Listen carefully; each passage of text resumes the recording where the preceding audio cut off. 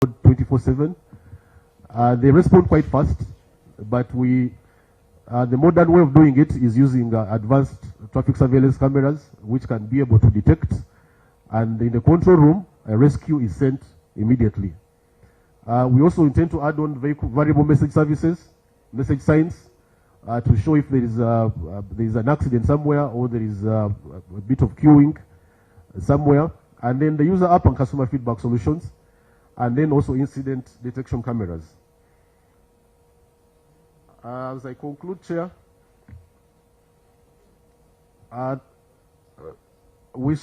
benefits we shall have is that we shall have enhanced reconciliation of digital payments.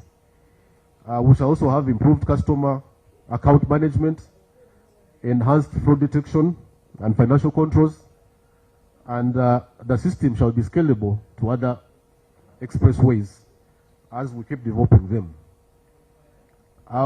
Status of implementation, we have initiated procurement for the electronic toll collection contract. Our contracts committee approved it, and we shall be moving on to that. The timeline is by December 2026. We hope to have completed the procurement, and then we'll get into the development. The maintenance contract is also moving, and then the operations contract, we are structuring it because it's dependent on the development of the electronic toll collection system. Lastly, we made some projections based on the current toll collections, and the toll revenue trends indicate an annual growth of approximately 5%. Therefore, this is projected that over 30 years tolling period, we would have collected about 2.8 trillion if we keep growing at the same trend. We presented a table, and by 2051, the table is summarized in 5-year cycles, and by 2051, we would have collected 2.7 trillion, and we would have paid back the loan, because, Chair, the contracts and roads of this nature take a bit of time to be repaid because of the capital expenditure. In conclusion,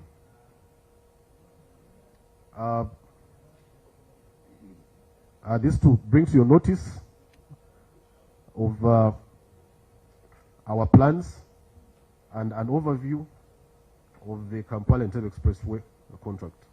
I thank you. Kindly now go and respond to our questions.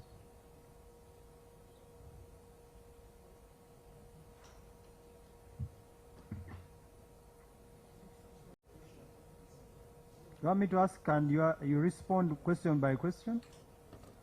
I think the questions you can answer, John can answer a few, then even yourself you answer a few, even yes, one you can answer. I know members will have questions at each topic.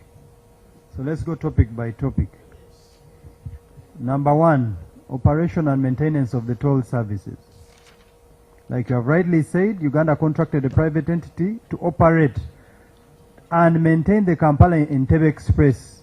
Unlike Kenya, which is concessioned, the company that built the Nairobi Express, or even Ethiopia, which is a state-owned toll roads enterprise. While Uganda's toll operation and maintenance framework remains in its early stages, with its institutional and financing agreements still evolving, Kenya and Ethiopia have established structured operation and maintenance frameworks backed by funding and well-defined institutional mandates. So question number 1. What informed Uganda's choice of a contractor, unlike aforementioned countries? Because Ethiopia, the government is the one that collects the money. So what informed you that you needed a private company to collect this money? 2, was a feasibility study conducted to determine the best approach to maintain the toll services given the advantages of alternative approaches? Why or why not? 3, has the Ministry of Works conducted a feasibility study comparing the costs of self-managing versus contracting the operations and maintenance services for toll roads? Why or why not? You can start. Thank you, Honorable Chair. So, how I'll answer this? What informed Uganda's choice of a contractor?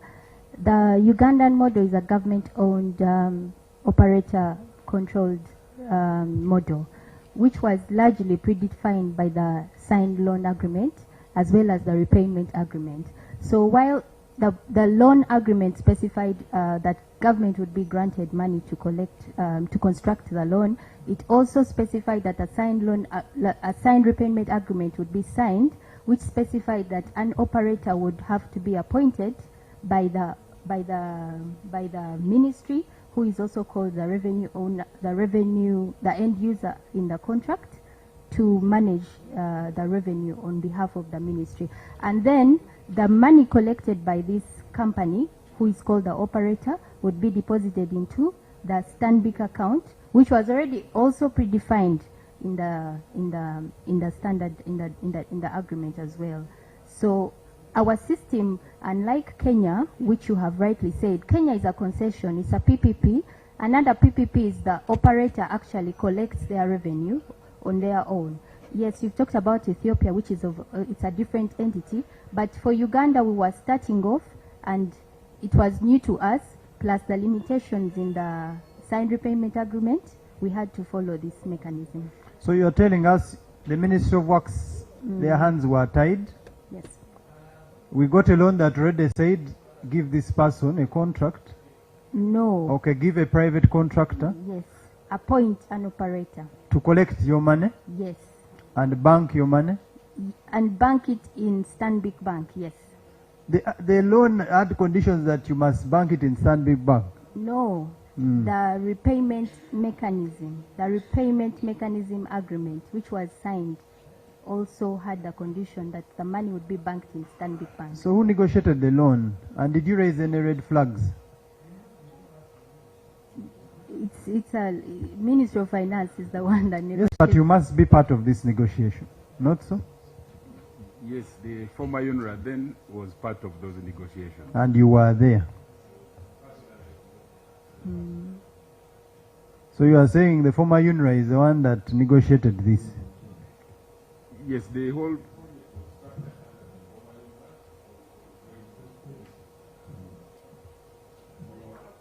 The former UNRWA. Will you switch on your microphone?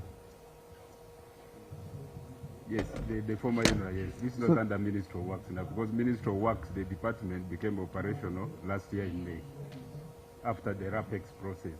So we took over and we started with this revenue toll check to appreciate and understand what improvements we could make to make the system better. The previous meeting, you said you didn't have capacity to manage. I remember very well. We asked you why you brought a contractor. You said you didn't have capacity. Yes, because it was the first toll road. So what capacity do you need to collect Uganda's money?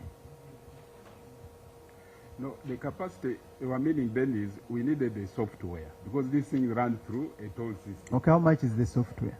Pardon? How much does the software cost?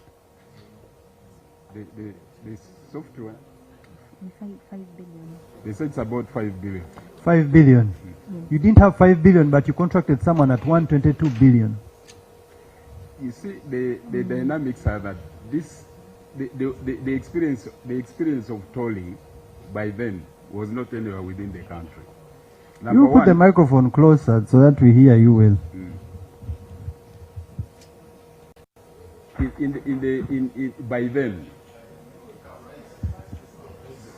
By then, within the country, we still had to build capacity of people even to understand what this industry is.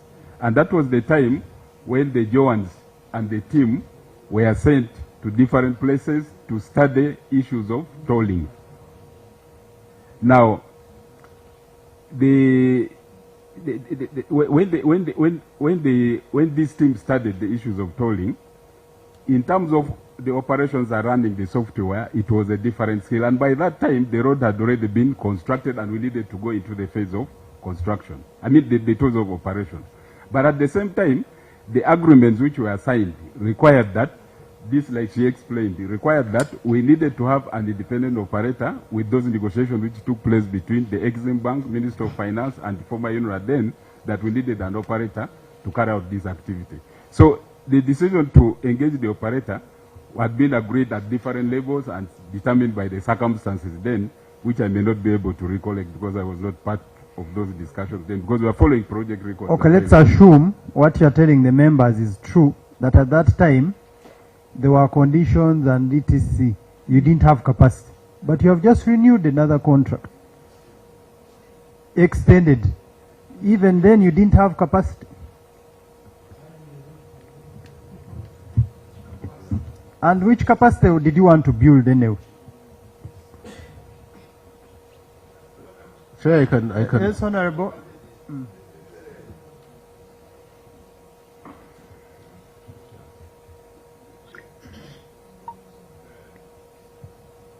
Mr. Chairperson, Honorable, They are asking you a question. isn't this engineer one? Yes. Why are you saying former UA? What were you saying?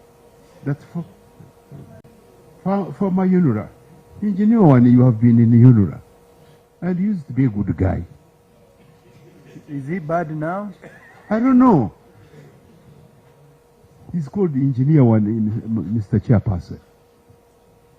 So negotiations were done by you. You, I don't know, Aren Kajina and who, because you are the owners of UNRWA. Engineer one, you were so central in UNRWA. And I think you were saved then. Today I don't know. So please tell us the truth, nothing but the truth. Honorable Nathan, then the Deputy Chair. Thank you, Chair. I wouldn't want to go into these very debates. It took you almost 2 years after the completion of the road. There was nothing like a road tour. And we asked, people were asked and they said they were trying to get the software. They were trying to see the person who can operate it. So that was really enough time. How can you bring somebody to thrash a road when you have a labor-based policy in the ministry? Who cannot thrash that road, my dear? You bring a company, would you expect to repair a road within 5 years? A well-done road supervised by you people. Where Ugandans here, for example. It's a mess. We messed up and we must say, yes, we own up the problem and we move ahead. Because the issue is very clear. We are getting chicken feed when these people, Igis never existed anywhere, by the way. Don't nobody tell you about Igis. It is the other company that was there right from the beginning. Which company? Pinnacle. Igis, forget about it. They have been camouflaging, and you can ask, you will not even get you the data. The thing is, Foreign Minister, you know you are good, my good son. Own up. Say, we are extremely sorry. Let's start on the clean plate. And go ahead. Because these things have, John, have been calling you. Because the young men, the workers came and approached me. Tell for us this parliament. Do you know how much they are paid? 500 shillings to work for 8 hours per month. 500,000. Yes, 500,000 shillings. All people are complaining, the workers. That's why I told you, one day stop there and ask how much do they get. Some of them less than 500. Less. Yes, less Thank than you. 500. They are just stripped naked by these Shyrocks here. I'm sorry to say. What does that mean? Shyrocks. People who are really trying to milk the cow completely and nothing, they don't feed it. You are Ugandans really here. Let nobody we had Bagonza. We went to South Africa. Between Johannesburg and Botswana. We asked the contractor who had the concessionaire. He said, I had estimated 13,000 vehicles, like you did. You estimated, and later you go to more. For him, he had gone to 35. We had the engineers, we traveled. I don't want to mention engineers, some of them are here. We went to South Africa. We ran a bit of it. But the issue of keeping this committee here busy with you people, it's a mess. There was no point for you to renew the contract when this young John here and your team could do the job very well. We can no longer be treated like this. It's too much on us.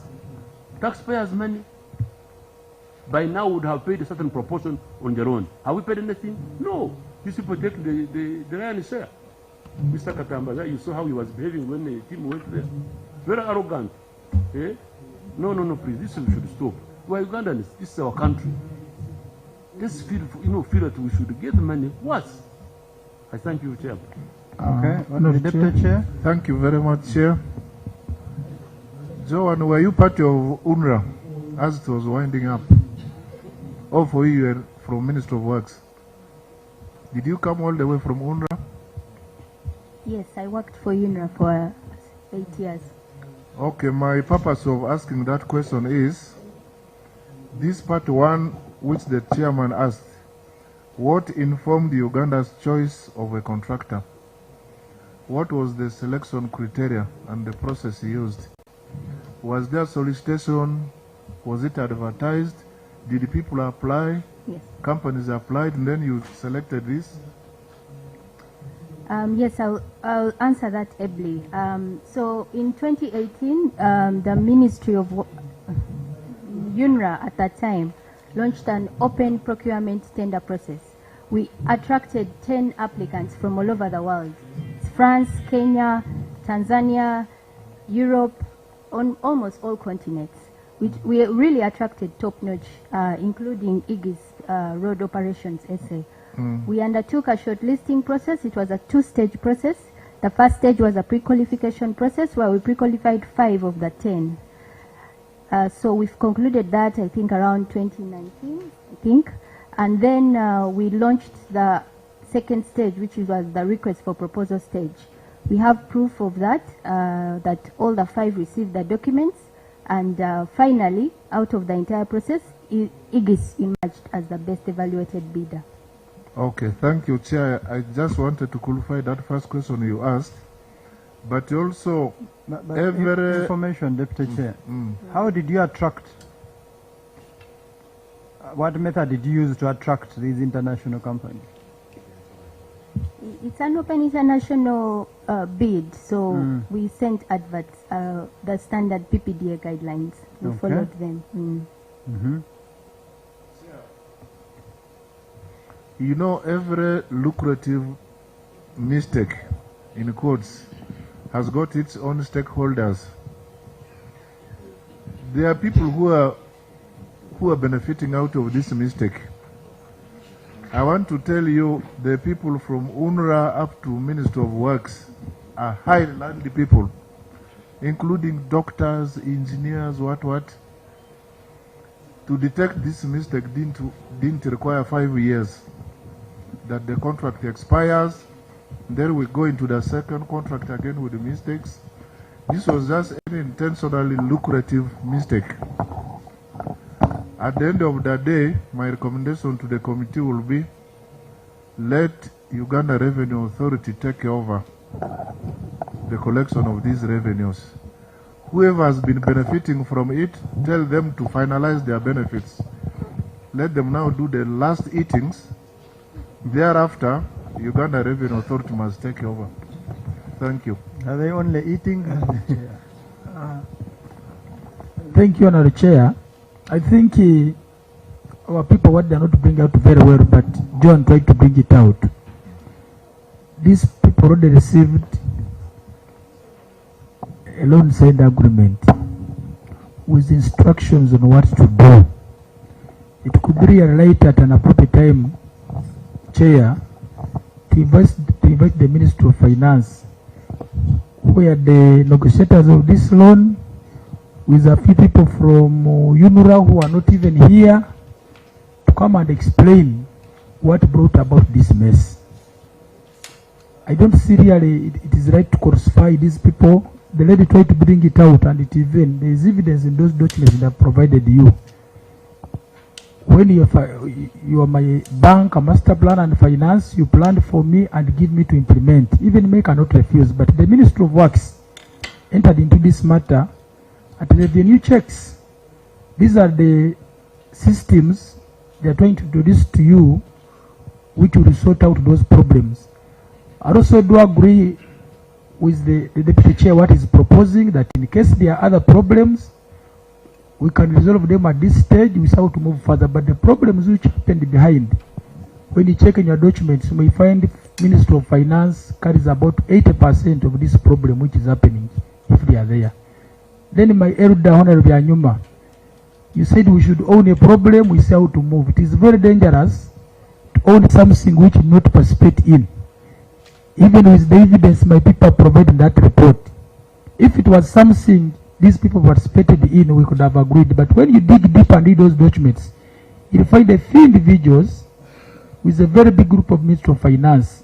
They are the ones who made the country to enter into this. If you are saying there is a problem, so those people, this committee has powers, should bring them here. They explain. If you have realized the problem in this project, ask them why did you let us into this problem, rather than my elder saying we own and we move. Thank you, Honorable Chair. Thank you, Chair. One more. Is this system having traffic counters that once traffic moves in, they're enumerated in the system? Or it is just anyhow? Chair, the system has two components. One is the toll system, where the revenue and classification is done.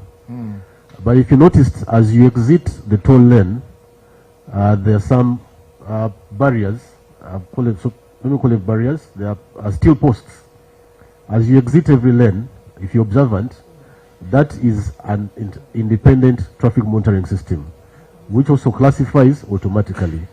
So the ministry relies on the ITMS to check the toll revenue, to talk the revenue. Those systems are independent. So one classifies automatically, the other classifies manually. And in the documents, much as the warrant requested, we actually put the reconciliation reports for the past 5 months in the documents that we submitted on Friday.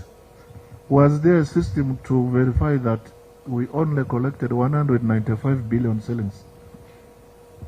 Because here somebody is collecting and putting in a bag, and then in the evening he will tell you, I collected 3 million shillings. Was there a verification system? So the reconciliations are done weekly, daily, weekly, and monthly. We reconcile the payment in three ways. There is a toll system which classifies where you pay and you're given a receipt and you move on. That money is recorded in the toll system with a classification. There is an independent traffic monitoring system which classifies automatically. Those records, it is online. When you make a visit, we can actually demonstrate and show you. And then lastly, as a further check, we introduced a manual reconciliation where we go to the video footage and try to classify and check the two systems. We have, the ministry has an office at Kajansi where we employ 3 graduate engineers who actually do that on a daily. You know, I was going to spare you till we get to number 8. But you have given us a lot of English, how you are monitoring and making sure our money is coming into the account. I will keep the rest for number 8, but this is a report by your engineer. She's seated next to you. She has also realized there are inconsistencies in the payments, and she has even stated them here, the amounts. So at what point, because this is a report that she just did in, when was this? 2026 this year. If that system has been there since time and memorial, how come you have never seen these anomalies? You keep it. When we get to number 8, you just internalize it for now. Yes, I wanted to clarify on that report, if you may allow. I was actually the team leader of that toll revenue check, and we checked. What we wanted to do is, maybe for the records, I and the team have been managing the expressway for 1 year. We started in... So you are saying it's another person's fault? No, it's not anybody's fault. Okay, then you wait for number 8. Okay. Honorable Maj. Thank you, Chair. Chair, I first of all want to start with a a procedural issue that was raised by Honorable Waluswaka, and which in your guidance you had given 30 minutes to the gentleman. We want to be sure that he is not continuing to consume the very important information here without clear documents that permit him to be in this committee. Okay, the lawyer from Aegis, can you present your powers of attorney? And Pinnacle.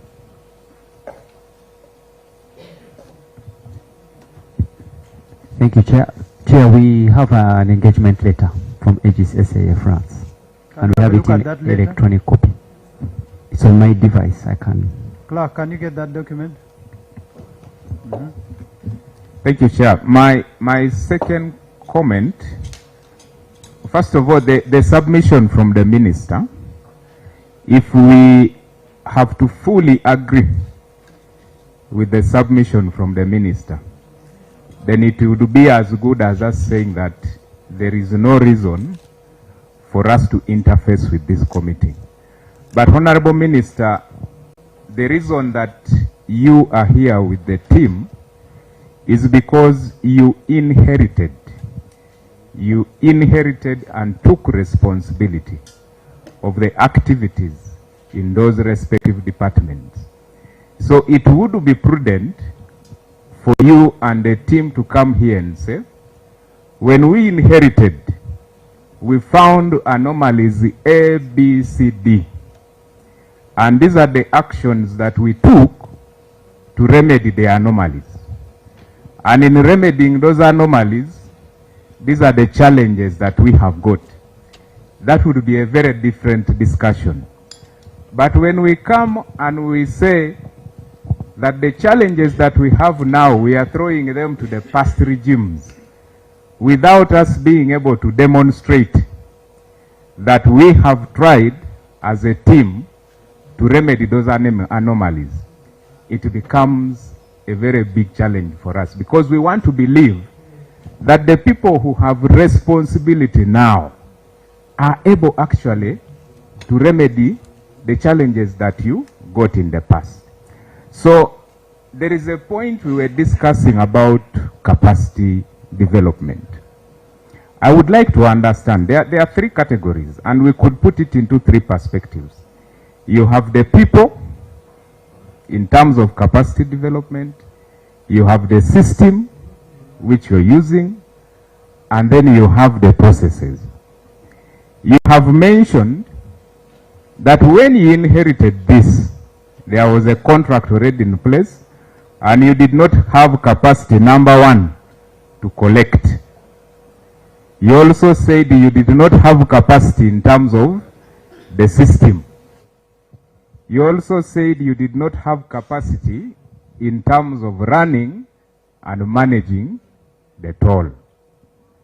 For the time that has passed, we have seen that recently you renewed the contract again to collect. For all that time, why were you not able actually to develop the capacity to collect?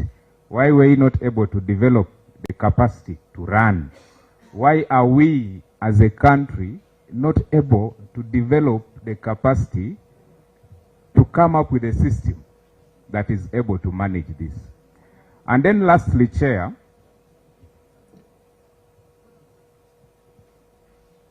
I think the other questions I will take to question 8. Thank you. Honorable Alex. Thank you, Chair. I would want to ask the, I think, Engineer Wani, because he was there in UNRWA then, whether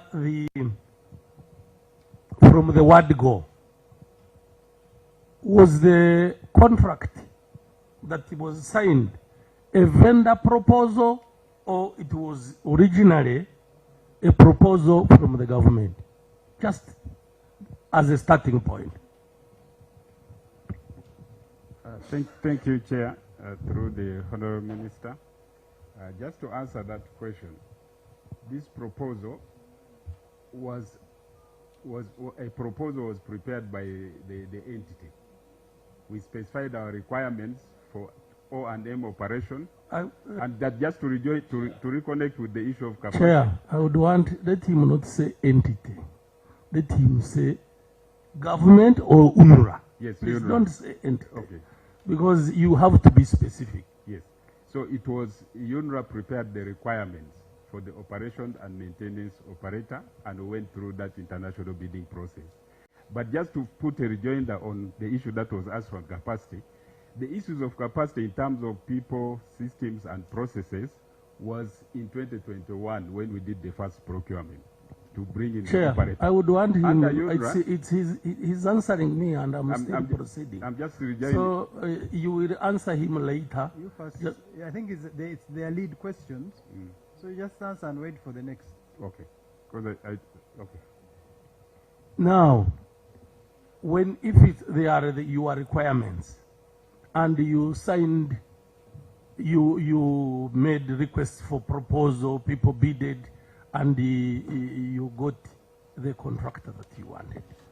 Didn't you specify milestones for that entire project? As presented by my colleague, the milestones were very clear. Those milestones included one-off design issues, which included the lighting and so on.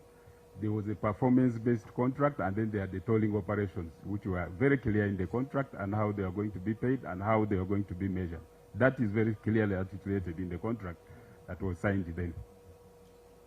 So that means that the tolling system was also part of the request for proposal. Exactly. The tolling system was part of it. The operator was required to develop and deploy a tolling system with the specifications that were specified in the requirements.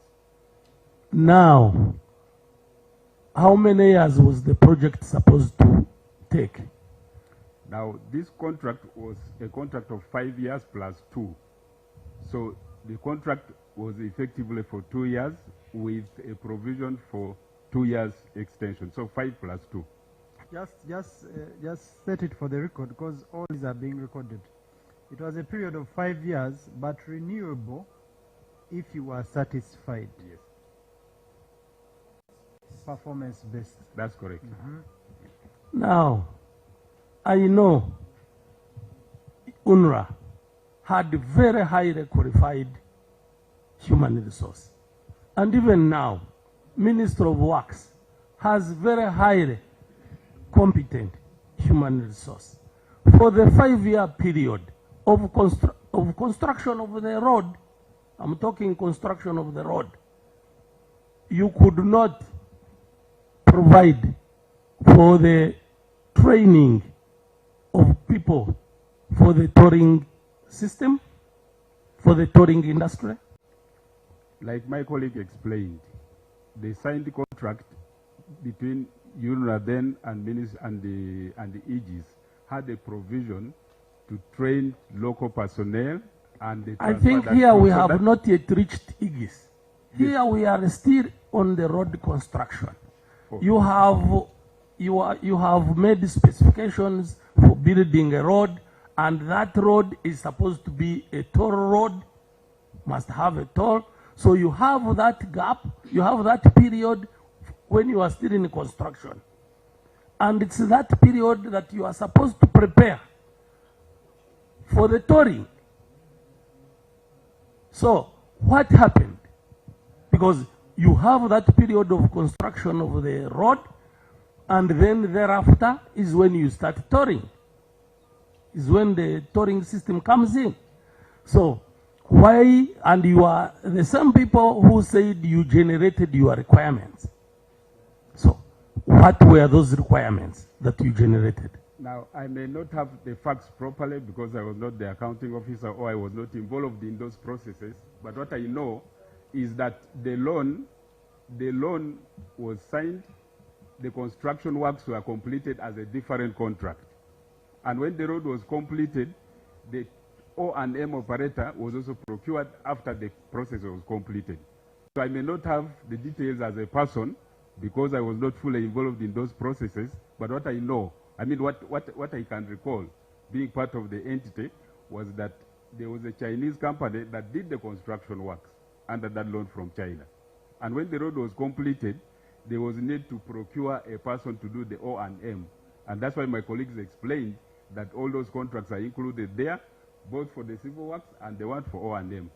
I think those records can be availed because I may not give you the factual information. I'm telling you what I would know because I was in the entity.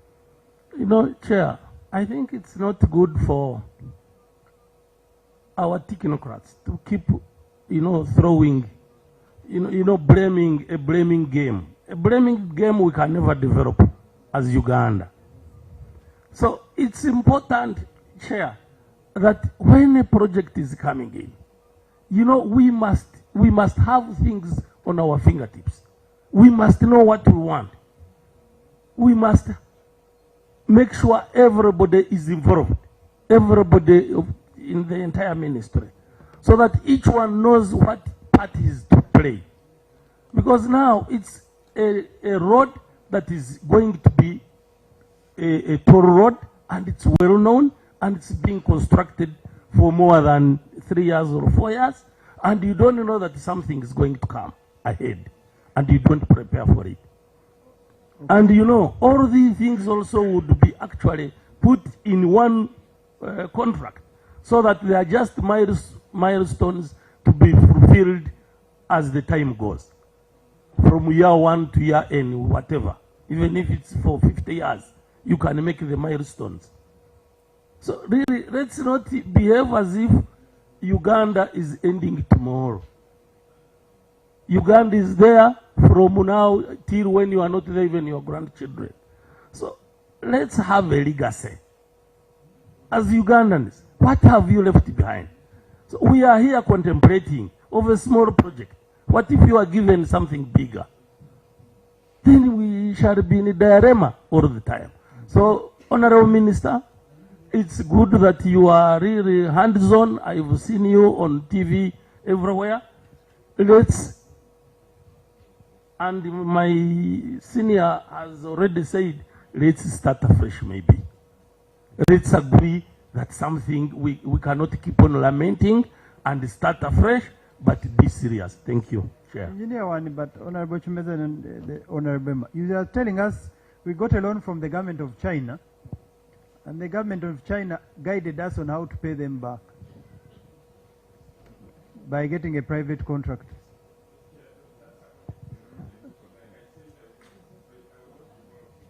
No. You are making a presentation authoritatively, one as a former UNRWA staff, but now in your capacity as Minister of Works. I will ask again, are you informing us that we got a loan from the government of China, and the government of China advised us on how we should pay them back? Your microphone is off. This is just for the record because I know there are very many questions. Honorable Chair, the Honorable Minister explained that there were negotiations. I am not asking the Minister, I'm asking you. That there were negotiations which took place between the Minister of Finance and UNRWA and the Exim Bank of China. And it culminated into an agreement which was signed with certain conditions. So if there is anything to be interrogated, it can be interrogated based on those negotiations, those who participated in the negotiations and agreed on those terms and conditions which are contained in the financing agreements and the subsequent agreements for the O&M. Honorable Emma. Thank you, Honorable Chair. For the record, I'm Engineer Lukola Emmanuel. I want to take my questions to Engineer Joan. Isn't he called Joan? Joan. Before I go there, I want just to take this opportunity to tell our brothers and sisters from the Ministry of Works and Transport. Sometimes when we are given these jobs, let's have some integrity. Let's have some, respect for our jobs. It's not like when we are given these jobs, it's a opportunity. You're given a job to have an opportunity to serve your country, to contribute, so that one day when you retire, you are proud. It's bad that every project you handle, there is a scandal. How will your kids be proud of you? Let's leave that. Engineer John, you told us that... I think that was your analysis, not the committee's analysis. Thank you. You told us that the Pinnacle is a subcontracted, isn't it?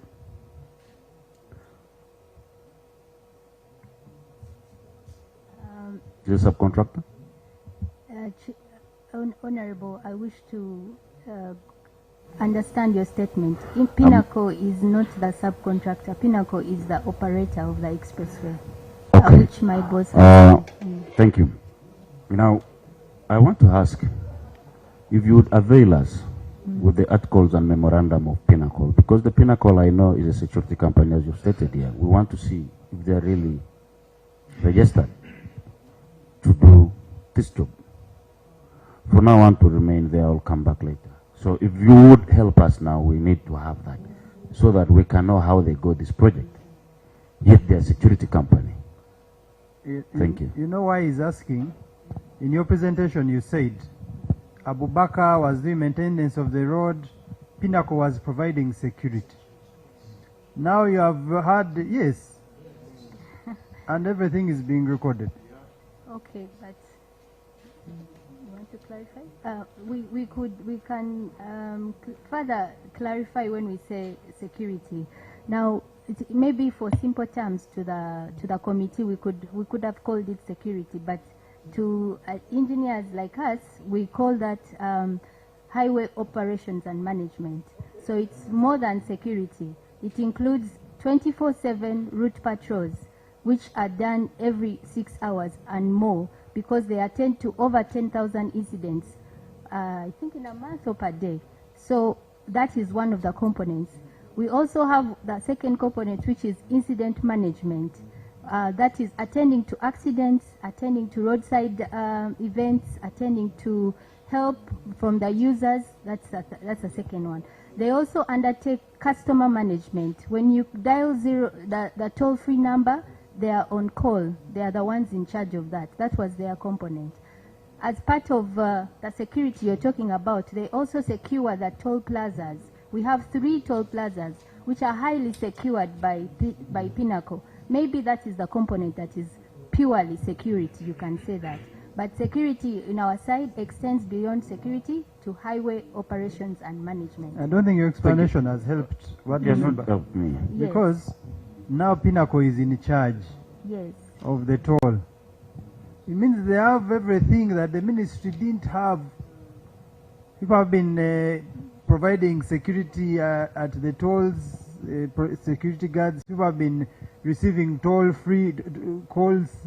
People have been patrolling. Now they have taken over the toll.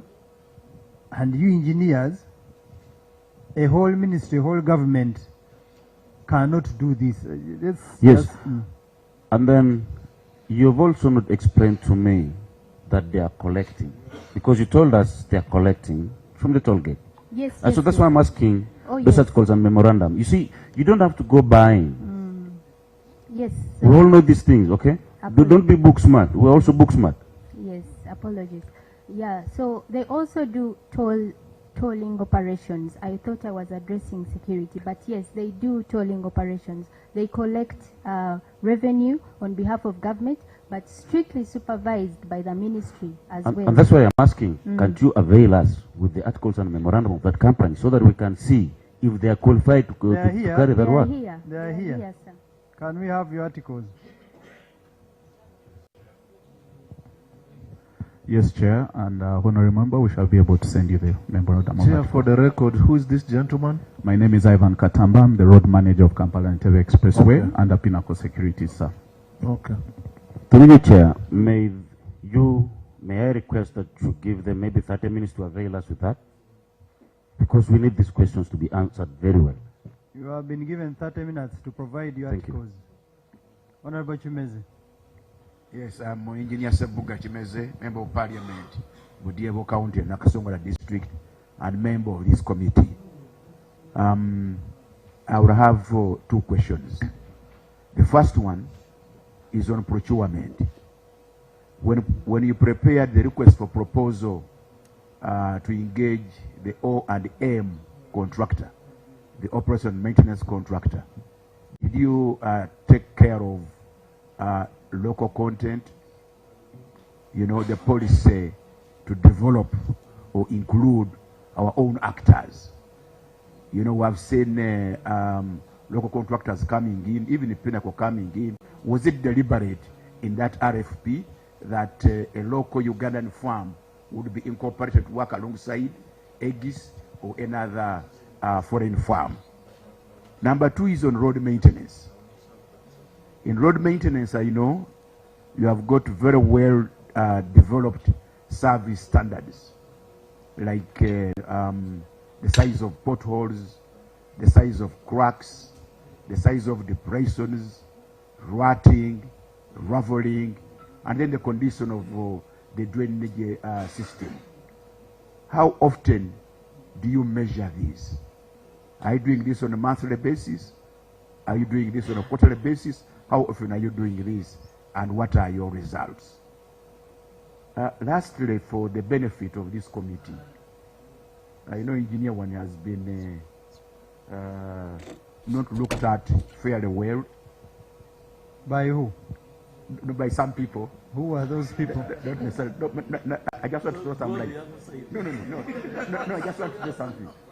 Let me help the committee, Mr. Chairman, if you allow me. Are you helping us or Engineer One? No, I'm helping both sides. And it could be okay, let us hear. Engineer One, at the inception of this project, I know he has been asked questions about the construction itself of this project. Engineer One was a maintenance engineer in Mbale. So he would not give us good information about construction of the expressway itself.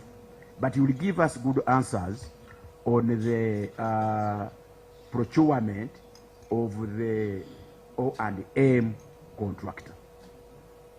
I don't know whether this helps. Let him give it to us since he says he knows. Okay. Thank you, Mr. Chairman. Mr. Chairman. Yes, Honorable.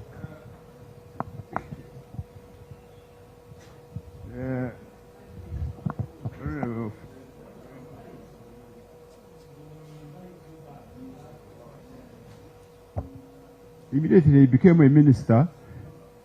As my colleague was saying, I saw him on TV. We who come from Masaka, take Masaka Road and use the express highway. And he gave instructions, and the contractor who was there, who had delayed there for a long time, immediately finished. So, Mr. Chairman, I want to appreciate the remarks of Honorable Byanyima. When he says the ministry should own up and we forge ahead, owning up, which didn't go well with Fred, with the Minister of Transport. Owning up means, because the Honorable Minister, you were partially there in the ministry as the Minister of State. Now you are the one in charge. These engineers were there. And Mr. Chairman, engineering is not a course read by mediocre students. They are extremely intelligent guys, these ones. So you can't win. You can't win with their B-choose, with their what, the extremely complex issue we are handling. I want to appreciate a point made by Honorable Minister that some guys in the Ministry of Finance,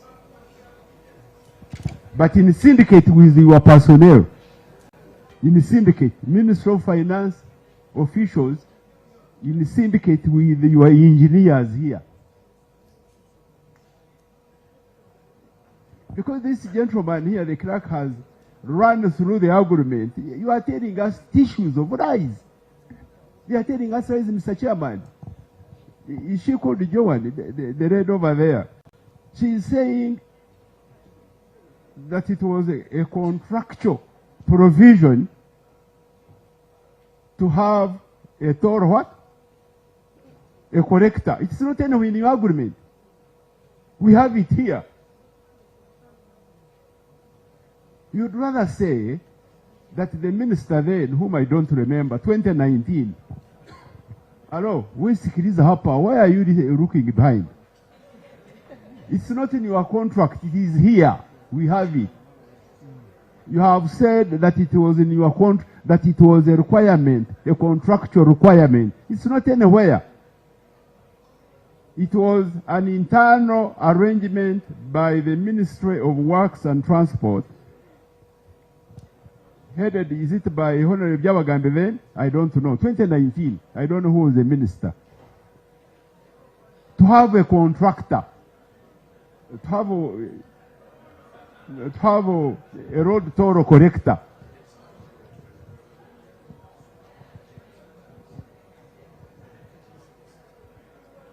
So please, that's why Honorable Byanyimi is saying, we leave all that crap, because we can't win with you. We leave it, we forge ahead, but you should also know that now this is a different parliament. We are also a little bit awake. We are doing our oversight. So don't take us for granted. Don't take a country for granted. People are making passionate appeals. Are you happy when you move around in the country that a contract is given a road for 7, 8 years and the road never gets finished? Are you happy? There is a road from Ntinda to Kabaka's house there in Chambogo. The road has been there for years. Years, just in Kampala. And other roads in the country. So when people are making passionate appeals, are you happy, you as Ugandans? We know you are intelligent fellows. Engineering is not read by mediocre students. You are an extremely monotonously intelligent people. But don't really shake this country to its very roots. Okay. I'm making a passionate appeal. You read over there. I don't know your name. Joan is not a name. What is her spinster or husband's name? Joan is not a name, this is English name. I want an African name. An African name. Arinda, Madame Arinda. That's a true name. We are making a passionate appeal to you and your leadership of Honorable Mukama to really wake up to the occasion and save this country. How can a contractor be on a road for more than 6, 7 years? A road that is less than maybe 20, 30 kilometers. Banange muswaleko. We are tired. Okay. As Honorable Fred comes in, a Honorable member raised an issue regarding the lawyer representing Aegis. We have looked at your powers of attorney, and it has come to our attention because you sent us a soft copy. Members wanted to know if you are here legally representing Aegis. Being an investigation, we could have recommendations based on what you tell us, and we are challenged in court that the person who came is not a representative of ours, therefore you acted in a wrong way or misinformation. So now we have looked at your powers of attorney, and this is just a retainer to act on behalf of Aegis, and this retainer was given by Aegis to Sebalo and Lule. Is this true? Mm-hmm. Advocates, this retainer is general in nature concerning activities of UNRA, Ministry of Works, and Aegis. Yeah, you are lawyers, you like these good terms. So for today's meeting, there are no specific instructions from the Aegis to your law firm to represent them. Now give us reason as to why we should not arrest you for impersonating. You have 5 minutes. Information, Chair. I think the specific powers that we are asking for. You know, powers of attorney are in two categories. There are generic powers of attorney, there are specific powers of attorney. What we require is a specific power of attorney that is giving you the power to be in this committee, to attend and to respond to any of the questions. Chair, I beg to submit. Honorable Saka, you ask the question, so you can. Chair, as a rejoinder, when I read through the power of attorney, my brother is bringing is for 2003, and now that 2023, and now that their contract had expired, we expected the Honour Chair a specific power of attorney. So, Chair, I wait for your guidance on this, because we don't want my brother, and I humbly request, Chair, now that he has come, he's a fellow African, instead of arresting him, Chair, I beg that maybe you'll just excuse him, he goes. Otherwise, when you invoke your rules, it may not be good for him. Thank you, Honour Chair. Depending on how he uses the 5 minutes. You are two now? Yes, Chair. I'm a partner in the firm, so I will request that you allow me just introduce myself, if I may. My name is Nicholas Echimu. I am a senior partner in Sebalu and Lule Advocates, now called S&L, and Mr. Kalanda is a senior associate in the firm, and he works directly under me. Mr. Chair, I just wanted to say one or two things. One is that we have an engagement with Aegis, so we do represent them on matters that pertain to the project. And I believe that the questions that are being asked actually arise from their operation of the road up to this point. We had a call with them when these matters were brought to their attention, and they specifically asked us to come and represent them in the committee. As lawyers, we've never been asked to present a power of attorney to represent the client. We are always given a letter of instruction or an engagement. If this committee decides that you actually do want a particular power of attorney for the purpose of this hearing, then we'll excuse ourselves. We will ask them to send that, and as and when they do, we can write and submit it to the committee. And if you still want us to then come back to answer to specific things that relate to Aegis, we'll be more than happy to do that. Do you have instructions to be here? Yes, we do. Can we see those instructions? We have an email actually that relates to this. Can we see the instructions authorizing you to be here? Yes, please. Can you send it to me?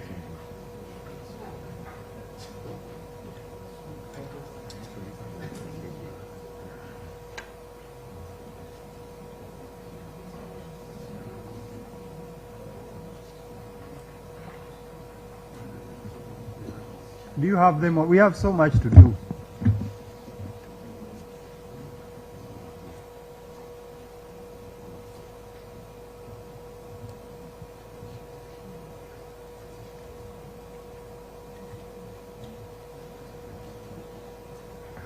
Chair, I can see Honorable Fred scratching his head.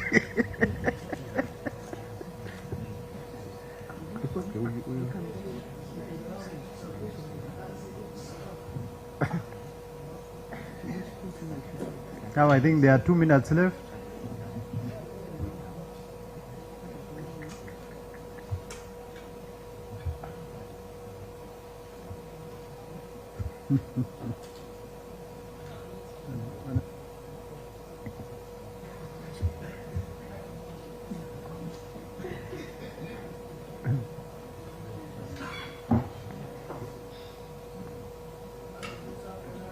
Honorable Fred, on this particular, we are going to, don't diverge this particular matter. No. Thank you so much, Chair. Chair, I have a few submissions to make in regards to Aegis and Pinnacle. Chair, the innovation that was made in May this year from Aegis to Pinnacle. Are you asking questions? I want to first, is it in this regard? want to dispose of this issue? Okay. I wanted to respond to the presentation. Just let's finish this. You are the one going to ask next. Okay. Instructions. I'm waiting for instructions from the lawyers.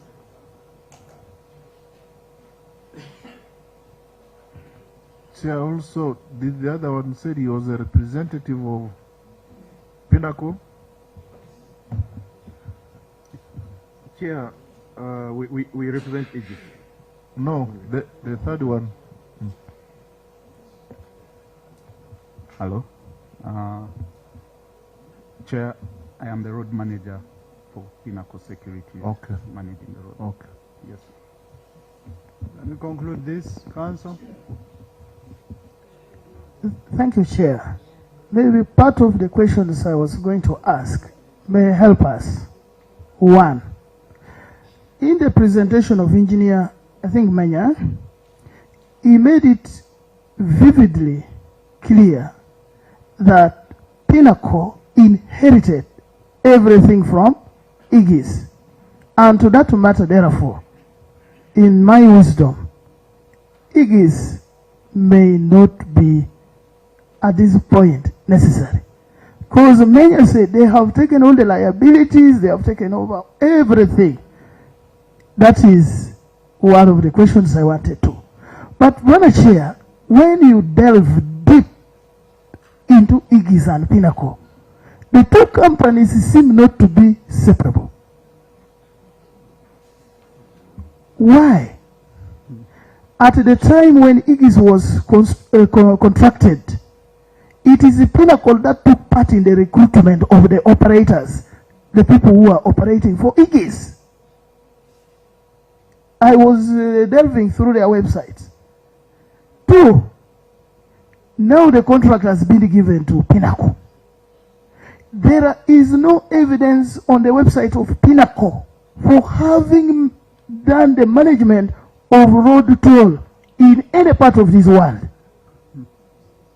Now, on what basis was Pinnacle given this project for management of the tolling on Entebbe Express Highway? What is only provided as services offered by Pinnacle in their website is integrated security management and risk management. Information, Ministry of Works. Thank you. To add on what Honorable is saying, He's giving information on it. we want you to provide the experience of Pinnacle on the toll gate business. We also want to check in that experience if they have handled the amounts, the specific contracts, to this tune of amount of money they are managing right now. Thank you. Back to you. Thank you so much for the information. But to move further, Engineer Emma, there is no report on Pinnacle doing any management of road tolling. This is the first of its kind in Uganda, in the world. We are doing experimentation. So, Ministry of Works, you owe Ugandan a lot. Why Aegis was given the contract, it was on the basis that there was no company in Uganda which had experience, capacity in the management of road tolling. Then, how did Pinnacle come in? Chair. So that is, as I head towards the finishing, Chair, we need, one, the innovation agreement that they are saying they have. We have it already. We have. Then the two, the due diligence report. Then the three, the extended addendum. Then the four, the performance bond. And then the KPI report. Because on 24th of May 2027, on the 8th of May 2026, when the contract was given to Pinnacle and extended for 1 year, there was no any additional cost. No cost. And therefore, we may need these 6 documents to proceed. But otherwise, Minister, I want to say with the melancholy that Ministry of Works is doing things prospectively. I need to be guided. The meaning of the statement. Melancholy simply means highest degree of sadness. With the highest degree of sadness, I'm not happy with this kind of work of Ministry of Works. Why? Even when there was a transition from Rift Valley, sorry to use this as an example, to Uganda Railway Corporation, a problem of this nature is already being imminent. No handover report, no nothing. And when you ask Uganda Railway Corporation, they are blaming what? Rift Valley. Now the same thing, Ministry of Works is blaming HUNRA. Why did you accept HUNRA to be rationalized? So, as I conclude, Minister and the technical personnel of Ministry of Works, let us not put the cart before the horse. You are doing things retrospectively. Even now you are saying introducing the tolling, the digital and so on. Now, our number plates, most of us are not digital. How are you going to track? How are you going to identify? Just like you brought in IGIS, road tolling, even before the roads were constructed, we said the time the road was being constructed, Ministry of Works could have built on its capacity to collect this revenue on behalf of the government. Okay. Showcase why this committee should not suspect collusion by the technical team with IGIS and now Pinnacle to siphon taxpayers' money with impunity because it has become common dubious. I beg to submit. It's really a state of melancholy. Deputy Chair, then Honorable Zadok and Walswak. Chair, Pinnacle can only be exonerated if we agree with Joan that for them in engineering in the Ministry of Works, security can mean anything. You heard her saying that for them in the Ministry of Works, engineering, security means anything. Even collecting money. Even collecting money. She's on record. She said it here.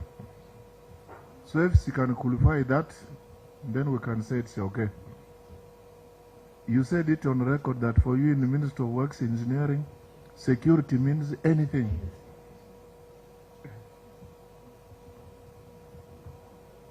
The good thing that this session is being recorded since it's an investigation. Whatever she said, she can't take back. No, I don't want to rescind much I said, but I just want to clarify that I was clarifying against the claim that we said that IGIS Pinnacle provides security services only. That's what I was trying to clarify. That it provides more than security to the toll. Including what? Apart from security? Operation and maintenance services. Okay, Chair. What Honorable Fred was talking about, that it looks like Pinnacle was the one running this from the start. Because Pinnacle was providing security at the tolls. Pinnacle was the one collecting the money, even when Aegis was there. Pinnacle was the one doing patrols. Pinnacle was the one on the call center. So what did Aegis do? So, Chair, as in...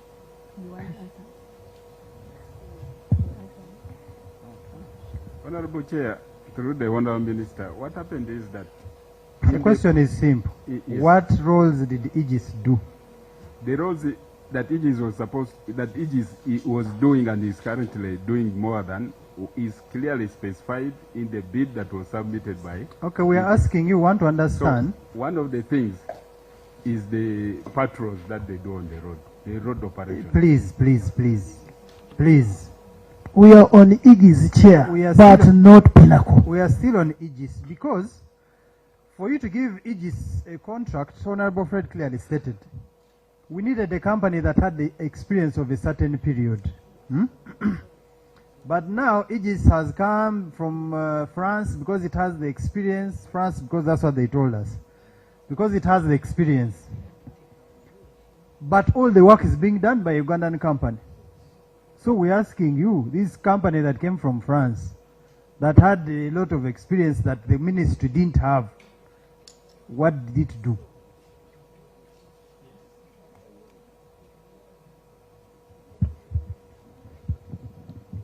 Chair, let me explain the three parties in the contract. Aegis, Pinnacle, and Abubakar Technical Services. Aegis was doing the branding, marketing, and IT toll system support. Aegis provided the toll system that was used to the software. Impact. Yeah, the software, and they still give the support even up to now. Okay, who signed the contract between government of Uganda to do and the operate? Who signed the contract? It's Aegis Road Operations.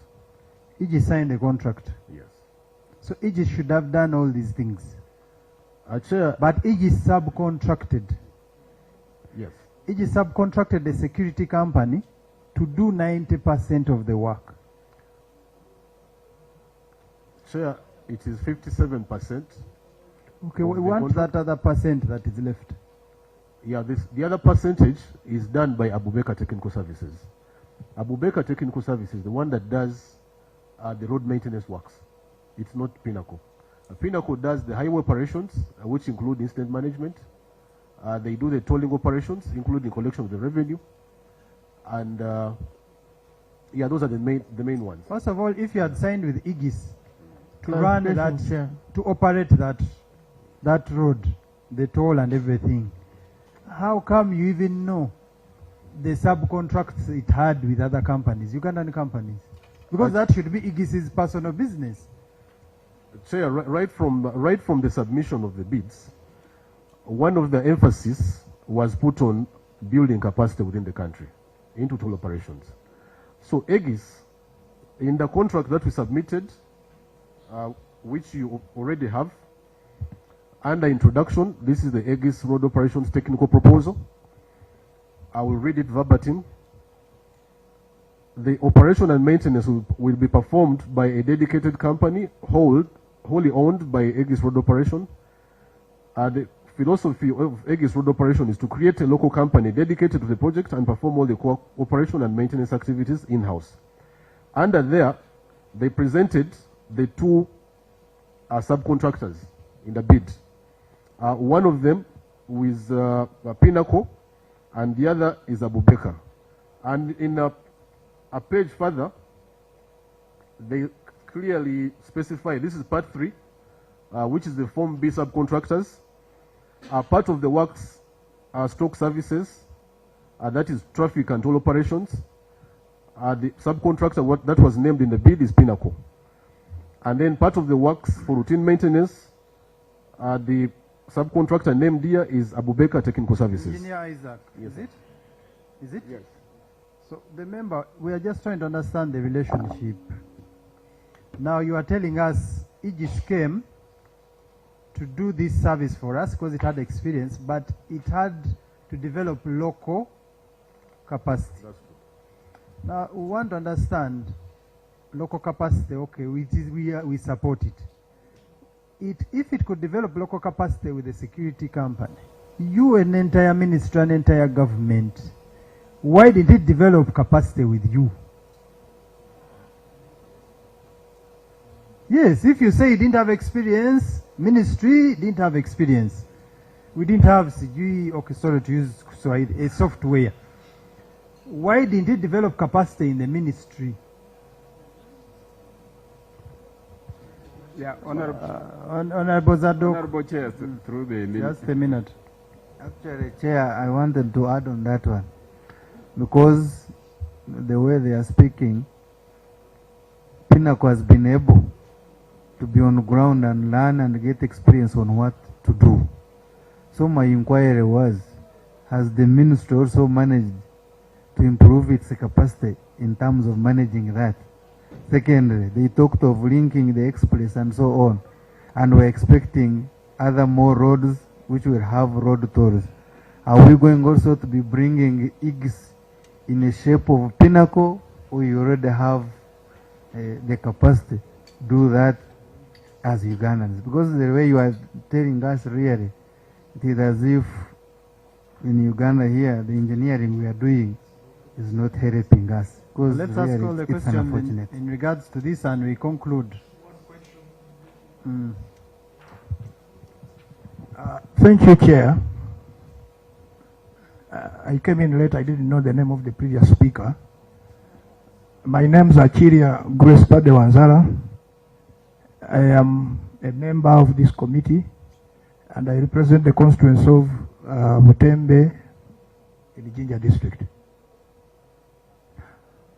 You have mentioned something interesting,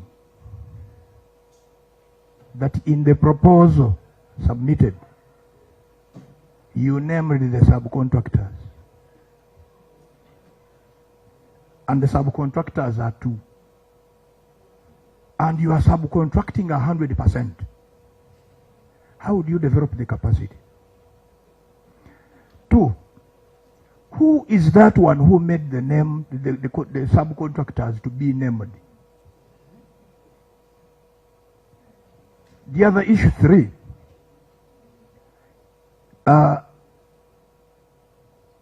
in this procurement, what remained to be the role of IGIS in the day-to-day support to Pinnacle and Abeka Technical Services?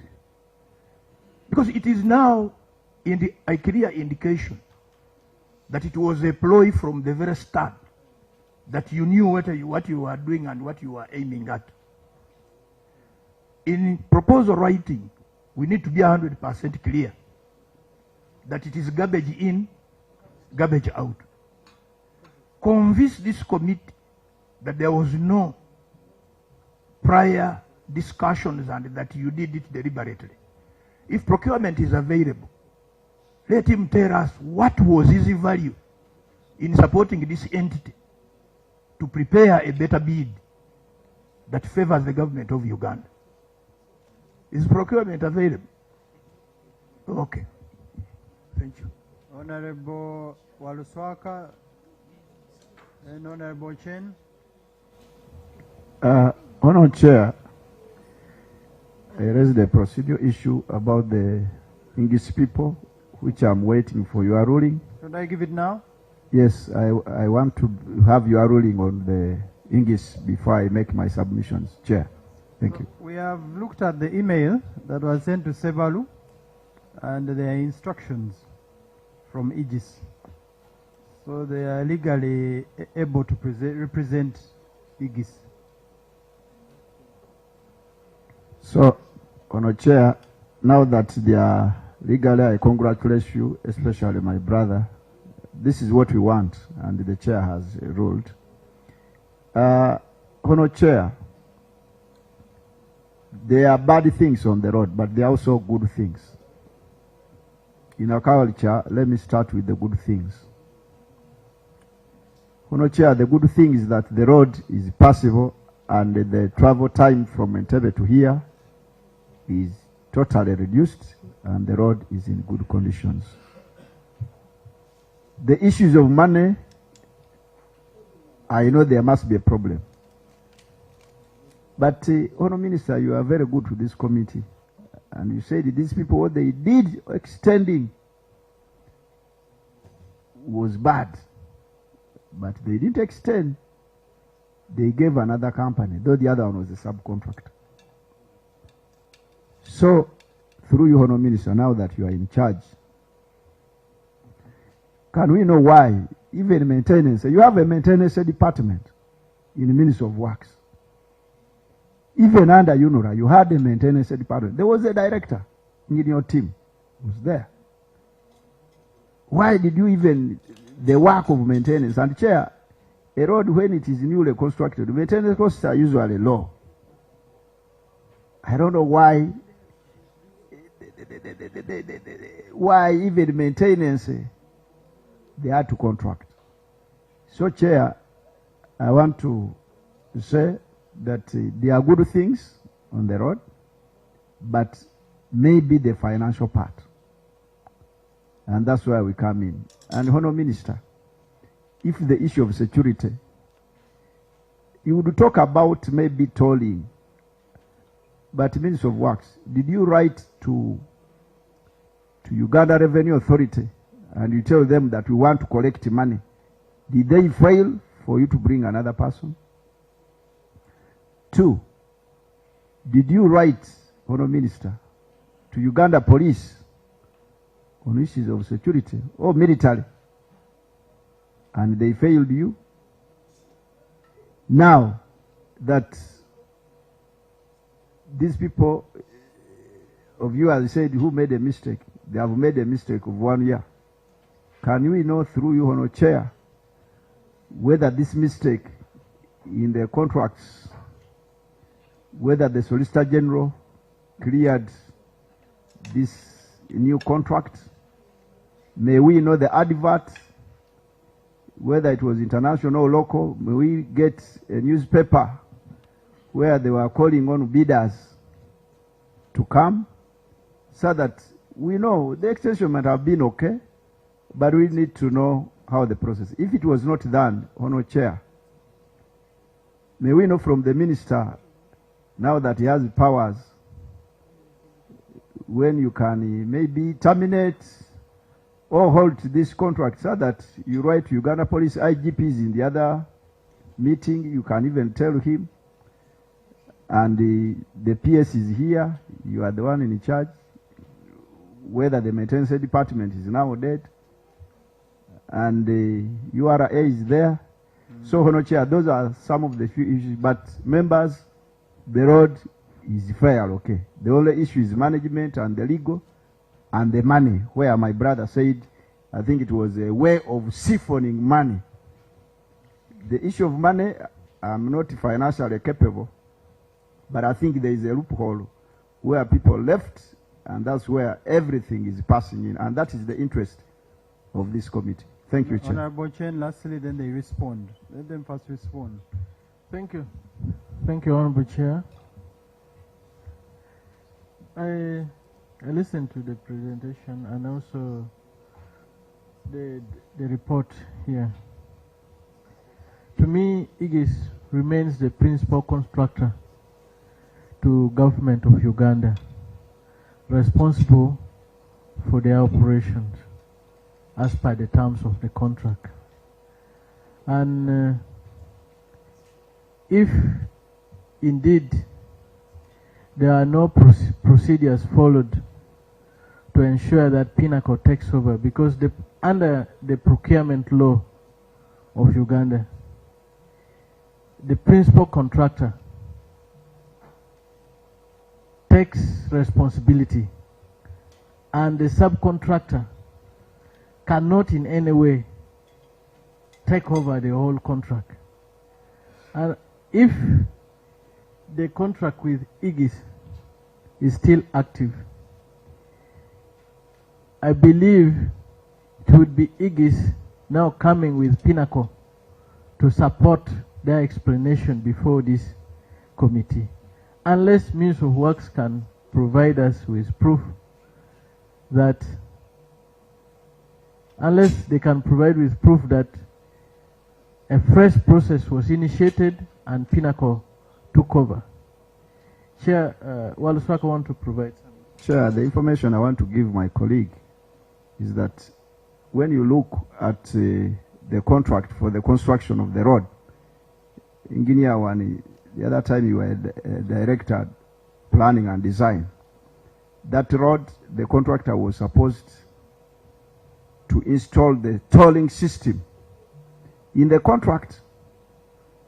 even the software in the contract. So, Honourable Minister, I don't know why they brought in English when the contract had that provision of tolling system. That's why that road is very expensive. That was part of the ingredients, putting in those barricades, the tolling system, and now they are bringing English, and they are saying they brought a software and the tolling system, which had already been paid by the Chinese contractor. So that's the information I wanted. That one is very hot. Let him first respond. So that one, I was giving my friend, because you have copies of the contracts. They can even avail, we are there. Thank you. That's the information, Honor, I wanted to give. Honorable Chair, like we said, by that time I was still a station manager in Mbale. I can look at the Chair was records still and on the confirm floor. this. But that one is hot. Let them first respond, then you continue. Yes, by that time I was still a station manager in Mbale, managing Mbale station under road maintenance. I may not recollect or may not recall anything related to that contract, particular contract which was implemented. But you participated in the design of that road. I never participated in that because I was in maintenance directorate. There was directorate of planning and there was directorate of road maintenance, and by that time I was in the directorate of road maintenance. Johan seems to be a Christian. Johan, you switch on your microphone.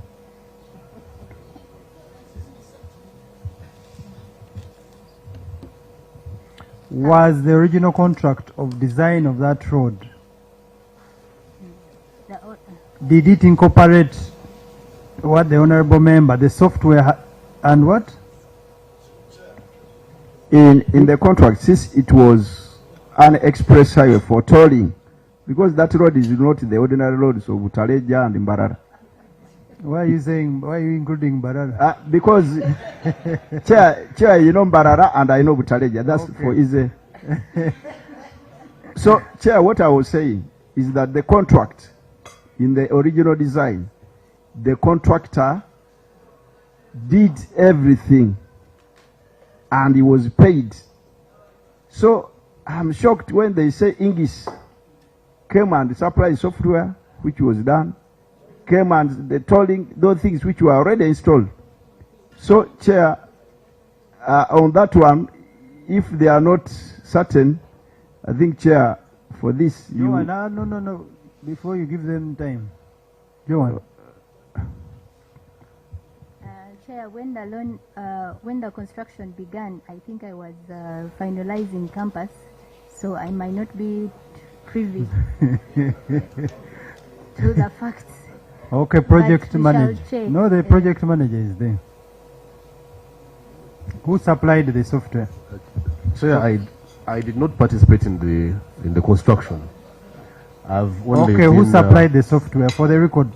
The current software? Or the software that started the operation of that road. It is Aegis that supplied the software. Okay, you take note of that. Chair, to the best of my knowledge, if they bring the contract, it's unfortunate, but this committee has powers to bring people who did and the paperwork. That thing had everything. And I'm shocked here that because the contract, when you bring the Chinese, and I have some engineers who are there, but through you, Chair, when they bring the documents, you'll come, even the loan which they brought to Parliament, even the integrities, they will tell you, we have done this, the contractor. That's why members were complaining that this express thing is very expensive. And some of the justifications, they are saying because you have put this, because you have put this software, we are going to put the barricades, we are going to put the technology. So, Chair, that's the information I wanted to give the committee, unless the minister and PS, they have a different issue, but that is the information I have, unless they bring evidence. We are going to analyze the contract. Thank you. And since it's on record from the ministry now, that it's Aegis that supplied the software. So we shall find out who. you may supply a software, but what about the technology itself? Because the software is like this, like an iPad, but without the software. Who did the hardware? The hardware. You may find that they may saying is he brought the hardware when the hardware were paid. Project manager, who supplied the hardware? Sure, the system was supplied comprehensively, both the hardware and the software. By Aegis? Yes, under the O&M contract. You have heard. Honorable Chen, finish and they respond to those questions. Thank you, Chair. With the information provided, we need to justify the relationship between Aegis and Pinnacle and then government of Uganda. Otherwise, we will be meandering and not reaching logical conclusion. Thank you. That will be now observations as we write the report. Now we are consuming information. Respond to the questions. Honorable Chair, as Engineer One comes in to respond to the questions, as the other honorable colleagues, they have put it forward. Him and the other two elders who went, including other honorable colleagues, even him, that there are some good things done on that road. We must accept that. But the whole matter is coming up on the issue of money. And when you look at the records we have given you, there is the repayment mechanism agreement for the Kampala-Entebbe Express project, which was signed in March 14, 2012. This is where the whole problem started from. And as good citizens, we must accept there are a lot of challenges on that road. And we consider and accept to own these mistakes which I've identified. Me and my team, because we are Ugandans and we're in that ministry, we consider and accept those mistakes which are there. And we stand to be guided by this committee. Some of them had identified on how to sort them out. Like he rightly said, we should answer whether there are powers to terminate or to remove that additional 1 year, where the powers were given to them, but that after the 5 years, there's a condition you can give them 2 years renewable or extension, they give them 1 year. We saw those challenges. We consider and take these mistakes and accept they are there. But through your guidance, even our earlier plan we had come up with, we are going to sort them out to ensure they don't continue and even they don't come on other roads. Because I've seen even if you squeeze these committee members, they are giving you the same answers which are not even satisfactory. That's why the question they ask, they are very vital, but you almost got zero answer from Engineer Wani. So we accept these mistakes as a Minister of Works and Transport and give you total commitment that are going to work forward to solve these challenges. They don't go on, then even they don't come up with other the toll expenses we are getting, so that we ensure there is value for money. Because right now as we speak, there are some challenges we can sort out with immediate effect. But there are others which we can solve in the longer term. So as we answer the remaining questions, that's where we are, and we're ready to work with the committee. You guide us further on the way to move, such that the good roads and the same project which came for the good purpose in the country is sorted out. Thank you. Yeah, thank you so much, Chair, through the Honourable Minister. I'm just going to address a number of questions, and the first one is to do with the capacity to do the tolling and capacity to do the structuring. So I will address this into two layers. The first capacity we need is of our engineers at the ministry to understand this industry, to be able to structure tolling things properly. Now we will need resources to train the multidisciplinary team, which requires highway engineers, IT experts, because we are going into AI, where we are now. And that means things are going to be done better. And if we don't train these people in terms of that capacity, we are not going to deliver on this tolling system. That's level one. Level two is now the O&M aspects. Now the O&M aspects, what we thought we see from records is that the intention of the authority then was to build local capacity because this was new industry in the country. And this capacity was going to be built through the experienced company which would come and train local Ugandans. Eventually, when this company goes back, those people would be the pool of people who understand this tolling industry, and they would be the ones to form a company or whatever it is to run this business within the country, because it was for the first time. That's why, also to rejoin this response that whether the former UNRA then connived with the Pinnacle and Aegis to transition this way, that was not the intention, because like Engineer Joan explained, this thing went through a competitive process. 10 firms responded. Each firm prepared a proposal on how they were going to implement the tolling process.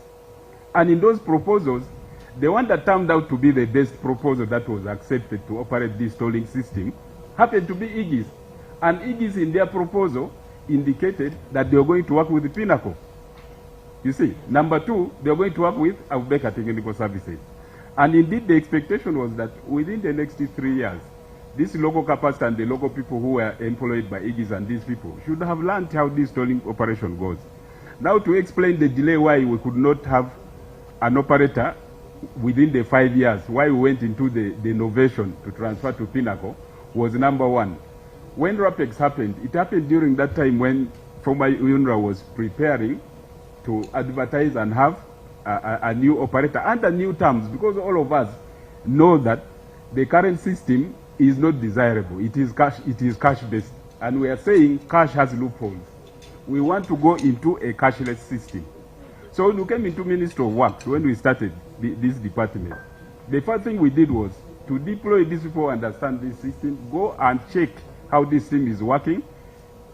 PS guided us to work with the NITA-U engagement so that we can have a robust system which will address the current challenges on the system. And that's the process we are on. So the process of developing the new TORs took longer than expected. And we were caught in the process before we could do Engineer One, just for the record, you are telling us you went into an innovation agreement because you are caught up with the RAPEX. No, not RAPEX. I was saying that we were caught up in the innovation. Yes, the process started, I think the process was about to start in the former UNRA to process a procurement of a new O&M operator under new terms.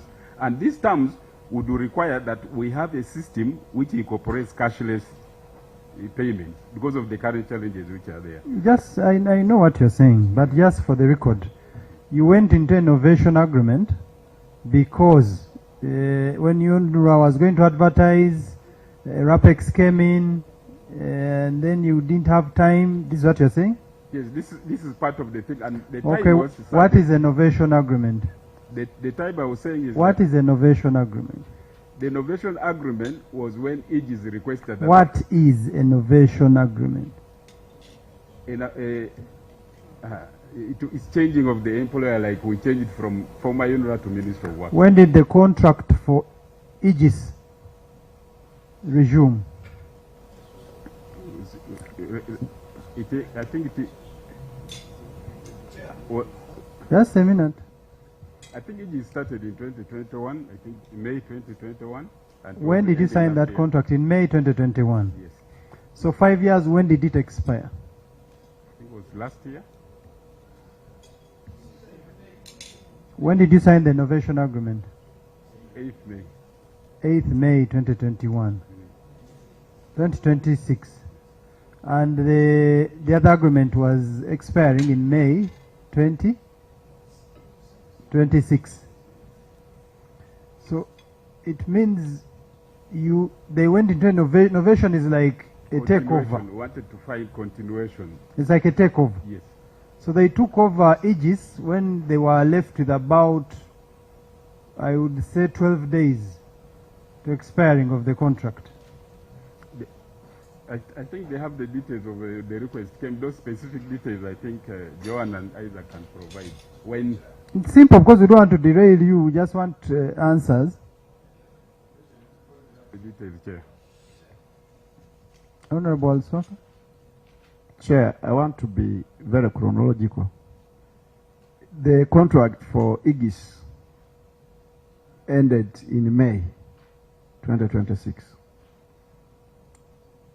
What I want to know, whether you are rushing, whatever, I know RAPEX happened more than over 1 year back. I want to know from the ministry and my sister the PS, I don't want to fire you, but I'm constrained. But did you advertise to get a new service provider? I wanted to look at that advert. If you didn't, can we know who proposed Pinnacle and on which technical justifications? And Chair, may I know from the minister and our clerk, maybe the minister, who are the directors of Pinnacle? So we need to know, because sometimes we need to know who are the directors of Pinnacle. But I think, Honorable Chair, since someone is here saying it belongs to Pinnacle, should we be able to tell you who is his director? Yeah, through you, because these people are on your side. Okay, I've given them permission to explain. Who is your director? Yeah, Chair, I'm still building. One, I want to know, the minister is very good, is conceding.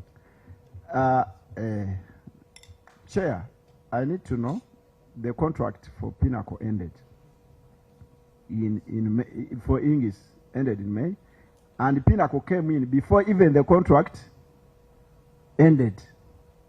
So I need to know why. And Aegis, now that your contract had not ended, did you make a formal complaint? If not, can you reverse back the money? Because the amount we were paying you included the 12 days. 3, Chair, may I know the advert which brought the extension, an advert for the new service provider? Can we know how it came? Answer. And 2, if the advert was there, they can veil us with the evaluation and the tendering process, how they came to Pinnacle. Others want to thank Pinnacle for the work done. So I want to get those 3 issues. Thank you. And project manager, Isaac, you talked about we are saving money, this is performance based. So even the 122, they didn't get all of it. We withheld some because it's performance based. The innovation agreement has a tune of 36 billion for a period of 1 year. Is this true? Yes, that's true. Okay. Now, if the innovation agreement has a tune of 36 billion, did the Solicitor General clear this innovation agreement? Yes, the format was actually from the Solicitor General. Of the innovation agreement? Yes. Okay. The Lady Joan, you have a very good report that states so many discrepancies, it is challenges with the previous contract. But you're now telling us you rushed because there was a RAPEX that happened even almost a year before. You had already gone. You already seated in the ministry. So what rush were you rushing for? Even with your own engineers highlighting in this year challenges with this contract. What kind of rush was that?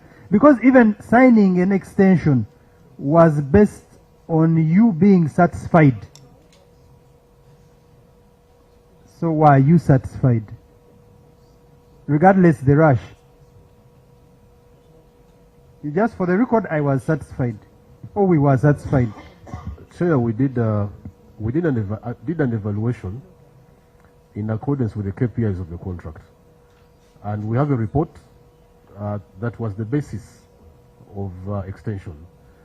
The challenges that were in there were also honored, and we also had mechanisms of how we are going to mitigate them. Can we have a copy of that report? As they look for it here. Kindly send it. We are going to analyze it. Don't worry. You just send it and they lay it for us on table. Engineer, you complete the rest of the questions. Yeah, Chair, I wanted to highlight a bit on the innovation and the contract. The innovation under clause, I think 13 in the contract allows for assignment of the contract to another party. Now, under that clause is what we quoted and sought guidance from the Solicitor General. Now, the Solicitor General guided that instead of an assignment, the assignment can only be done through innovation. Now, what innovation does is that Pinnacle inherited the rights, obligations, and all risks that were attributed to Aegis from the start of the contract. So, in short, there was no advert. Pinnacle is extending as though it was Aegis. That's what the innovation agreement implies. Chair. Can you give us the copy of the Solicitor General's approval? We also need approvals from the Contracts Committee regarding Pinnacle. Chair. We'll provide that. Chair, as the Minister lays, Chair, Honourable Minister, Chair, I beg your indulgence. Maybe you take, I want to ask Honourable Minister. Honourable Minister, that letter was signed by the Solicitor General or for Solicitor General? That letter was signed by himself, the Solicitor General. Okay. Now, Honourable Chair, you know, sometimes these technical officers stampede the Solicitor General. Why was there not an advert? And they said the contract allows for subcontracting or what? Within the time, not beyond the 5 what? The 5 years. Your contract says Ingis. So Ingis is the one who got for you a contractor. In short, you are confirming what members are saying, that there is no difference between Ingis and Pinnacle.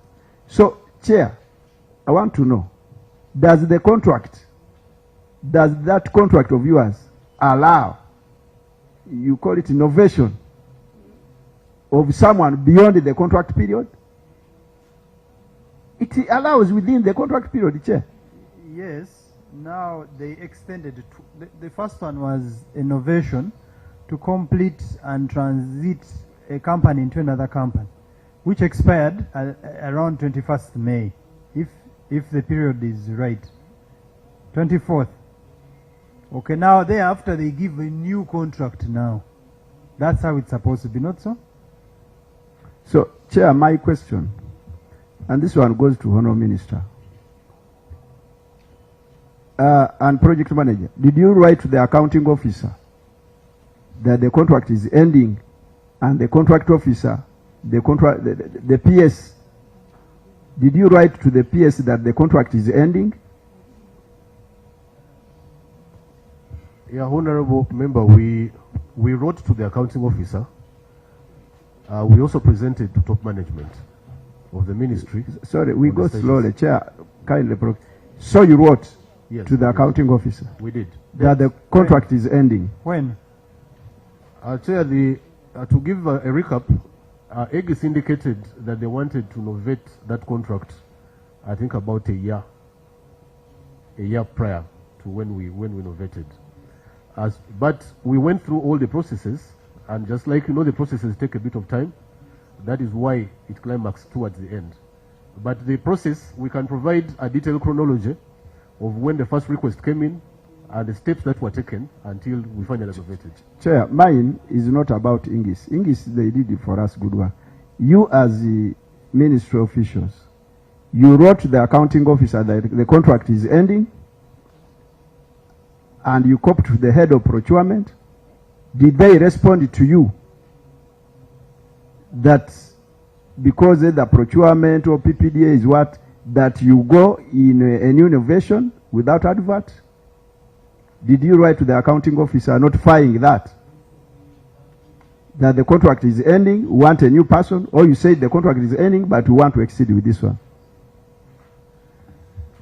Honourable Member, the contract has had an extension clause of 2 months for the O&M. For 2 years, sorry. For 2 years, 60 months, and then extendable by 2 years. Yes, the O&M. So we wrote to the accounting officer. The accounting officer subjected that request through the contracts committee, and there's a minute to that. From the contracts committee, we submitted, the minute we submitted to the Solicitor General, and the Solicitor General issued a clearance. It is when the minister went ahead and novated the contract. The Solicitor General actually provided the copy of the novation agreement. So, Chair, he says 2 years, but you gave 1 year? Yes. Yeah. At a cost that was almost twice, because the first contract was 122 billion for 5 years. This one is just 1 year at 36 billion. The first one would have been, on the conservative estimation, about 24 billion per month. But this one is 36. Per month? Per month. No, per year. For 1 year. A period of 1 year.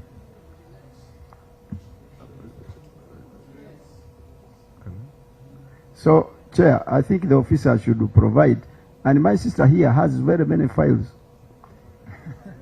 Yes. Honour Chair, can we know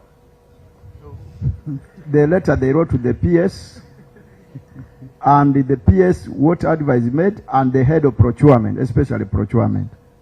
Because the Honour Minister, some of these people, they have, my sister here has everything. She doesn't have. We shall bring that one. We shall write You want to see the contents of the files? Yes, we need to see, because, Chair, somebody will write to the PS. You know, PS, they are very busy. You say, we do this, we did this, and they say handle. When they say handle, Now we are running out of time. Most of these questions we want in writing, the entire document. But there are issues I'm going to ask very briefly, and you give a yes or no. You have, you don't have, and we go to data analysis. Because data analysis is very important to have both parties in the same room. The Deputy Chair, then Honorable Fred. Chair, a quick one to Engineer Isaac. Was there due diligence conducted to verify the capacity of Pinnacle? Was the due diligence conducted, and do you have a copy of that report? Chair, the assessment. Egg is telling you that the darlings will not be enough. As a government, we needed to conduct independent due diligence. Chair, the report that we presented, the basis of the extension, contains all those details. Due diligence? Yeah, but if there is more, there is not a particular due diligence report, but there is a report which guided us, on the basis of which we extended the contract. Chair, through you, our so Vice there is no due diligence. There is no due diligence. No due diligence. Is that what you are saying?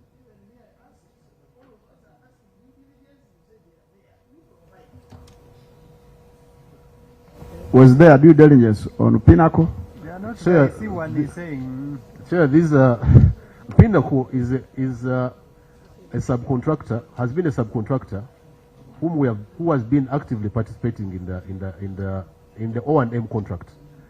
And amongst the reports that we gave from Aegis, we had all the details of what Pinnacle was doing. So it was more or less an internal process, because we knew whatever dealings were on in the current O&M. So in short, there was no due diligence. There is no particular due diligence report, but there is an assessment. Okay, what we wanted was due diligence. So it is on record, there was no due diligence. Okay, thank you. Honorable Bangura. Thank you very much, Chair. Chair, I want to thank you for the good work you're doing, but also thank the Honorable Minister for the wonderful work that you're doing and the ministry at large. I come from the accountability side, and as you appropriate, I will be waiting on the other side. But I have been incited to come when I was listening to these very big figures here. But I just want to ask a simple question. We are all here in the interest of attaining value for money where necessary, but also saving resources to help us run government and its infrastructural demands. In the 5 years when we had this wonderful pattern of ours? Were there intentions by government to build its own capacity to take over? Because you can see, it's like we are in a channel of donations. We are just continuing to donate. Now you can see from the 126 chair, as rightly said, that we have now turned to 36. So didn't we ever think of building capacity of our own in these 5 years to run these systems? And then I will just leave 1 or 2 questions with the minister, and I leave this wonderful engagement to continue. The Honorable Minister, you know that I run a border constituency, which is between Uganda and Kenya.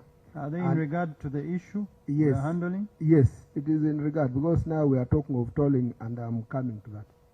Yes, and it happens to be the main artery that this country has in relation to generating revenue. Here we are talking of revenue. We are now distributing the revenue generated, and that's Malaba. But my problem is the congestion there, the accessibility to the border. People are saying even if tomorrow you put you toll those roads, they are willing to pay in order to generate more revenue, but also to develop our infrastructure. How I wish you could stand your foot and convince His Excellency the President that tolling of roads across the country will support us build infrastructure, but also mobilize resources. You are now doing roads within the suburbs of Kampala. Now, those roads have been slowing traffic because of their nature. They have been slowing traffic. Now that when the roads get fine, what is going to happen to the main highway leading us to the Central Business District? What plans are there to access the Central Business District? If it is tolling, do it. Because even world over, we have tolls run by big nations. What plans? I am foreseeing there is going to be too much jam to access the CBD, because all the suburbs will push cars in 2 minutes. Someone has reached the main road. 2 minutes, someone has reached the main road. So let's look at that, such that we are able to move on and support ourselves. Finally, in 2020, as a roads committee of Tororo, with a very wide road network, we sent a letter to your office requesting some few key roads that are linking us to other districts and are very, very highly busy roads to be taken over by the center.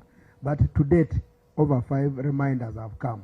Chair, kindly handle that. Thank you. Do you want them to respond? Let them respond. We want to go to data analysis. Okay, Honorable Fred and Alex. Thank you, Chair. I want, as they respond, the contract of Pinnacle now.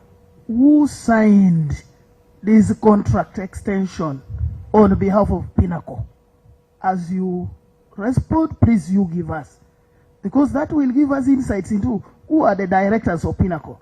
Because we could be meandering, circumlocuting around, yet everything is rotating on the ownership of the company where the vested interest is. Then lastly, Chair, Engineer Menya mentioned here in his last presentation that Pinnacle was given an assignment. I think we have learned lawyers here. We have 2 distinct legal jargons here. You have innovation, you have assignments. These are completely different things, sir. With innovation, there are 4 features. 1, the new agreement. 2, all parties must agree. 3, the old deal dies. And then lastly, the duty moves. Now the duty moves from Aegis to Pinnacle. And when the duty moves, Aegis has no responsibility whatsoever after the takeover. Why is Aegis here? If this was innovation. Again, you are circumlocuting that a Pinnacle was given assignment. Sir, may you elucidate vehemently. I beg to submit. Honorable Alex. Thank you, Chair. I just have one more question. And that one more question is on the evaluation of that original contract with Aegis. You articulated very well that you had no capacity then to do such works of tolling industry. So I would want to know, did you solicit for external support for evaluation of the proposals, or you did it yourself, and when you were half-baked? I want to know. You answer quickly. On the issue of evaluation, like I said, the level of skilled personnel, the type of Joans, they were given capacity, they participated in preparing the TORs because they did benchmarking and went all over. But what we said was the next level of capacity of doing the actual toll operations. That's why there was lack of capacity. And I think capacity is that one, is doing the actual toll operations. That's when you will understand what is within the scope of the people who have forwarded the proposals. Chair. No, let them respond. Yeah, I wanted the directors, and this one should come from the PS and the minister. Yeah, the directors, because they are on the paper. Somebody can say Swaka is the chair of the committee when the clerk and speaker knows it is Hono Park. So I want them to, yes, the directors of Pinnacle. Pinnacle? Yeah.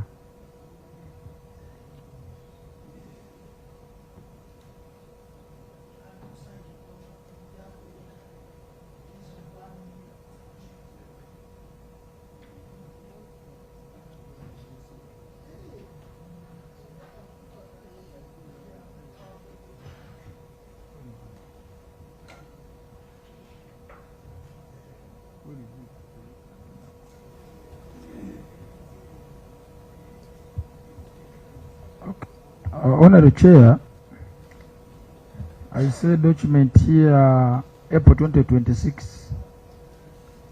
It is an innovation agreement between the government Republic of Uganda, represented by Ministry of Works and Transport, and Aegis Road Operations, South Africa, and the Pinnacle Security Limited. According to the records available, the designated authorized representative of Pinnacle is Moses Mariamujura Masco. It's not Vyarohanga, it is Moses Mariamujura Masco. That is the designated authorized representative of Pinnacle Security Limited. Then according to the records available here, as of May 2026, designated representative of Aegis Operations, the general manager is Ivan Katamba. That's what we have on record. I beg to lay this report to you to verify. Honorable Fred, you look like you are itching. The information available when you search for these companies, they are very divergent from the ones the minister has read. But for purpose of this, since he's the one who has laid, it is fine. So this creates a lacuna now, which warrants deeper investigations. Because why these things are becoming, Chair, the largest bulk of corruption is in procurement in Uganda. And why very powerful people put their hands there. And that's why when you try to investigate these things deeper, they want to crush you. I want to extend the same to marry the two with Minister, you were not there when we were interfacing with the Uganda Railway Corporations. Uganda Minister, we realized that 394 Ugandan wagons are missing. Why were they missing? Because Rift Valley Railways handed over to Uganda Railway Corporation There is no handover report, no inventories, nothing. And a letter was written as submitted by, I think, the managing director. The Minister of Finance by then ordered that handover should take place even without handover report. And immediately on that very same day, the letter was received. So, how different is Igis and Pinnacle from Uganda Railway Corporation and Rift Valley Railways? I beg to submit. They're asking you, you are looking at me.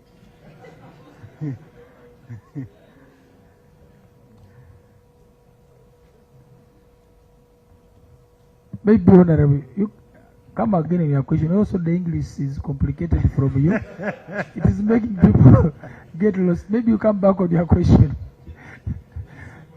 Yes, Chair. It is a simplified. I think I was a little bit. I think he's just trying to understand very simple. the difference. What I'm just bringing a similarity analysis between Igis and Pinnacle, Uganda Railway Corporation and Rift Valley Railways, because these are the two are within your dockets. When we interfaced with Uganda Railway Corporation, we asked for the handover report. It wasn't there. We asked who authorized the handover without the handover report, and then the inventories. Honorable, just ask the question in regards to this. Yes.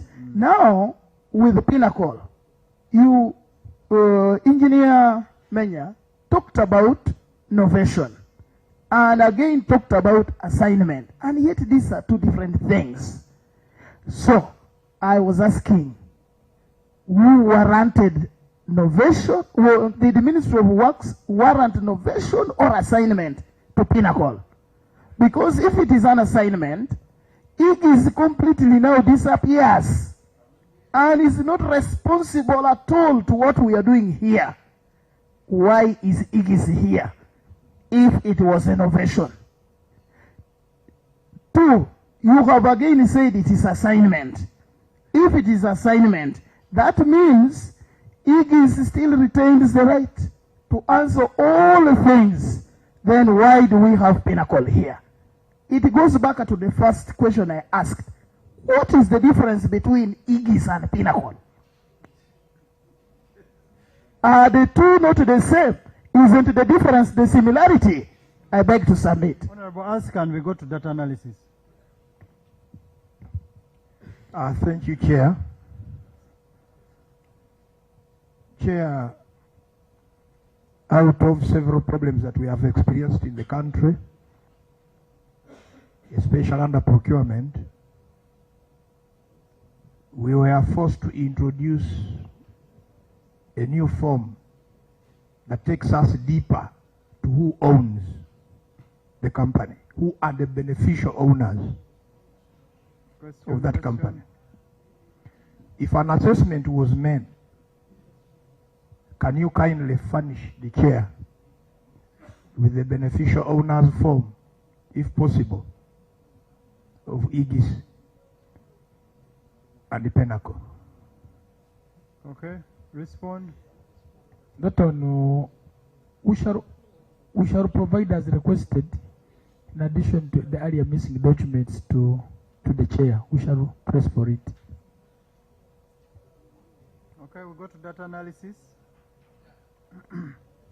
But it's very embarrassing, Ministry of Works. You have you construct a road, you anticipate in 5 years you are going to get about 146 billion from that road, and you give a contractor to manage it at 122 billion. The government is taking just 20 billion. Really, it is very embarrassing. But let's go to data analysis. Pinnacle, you have your data?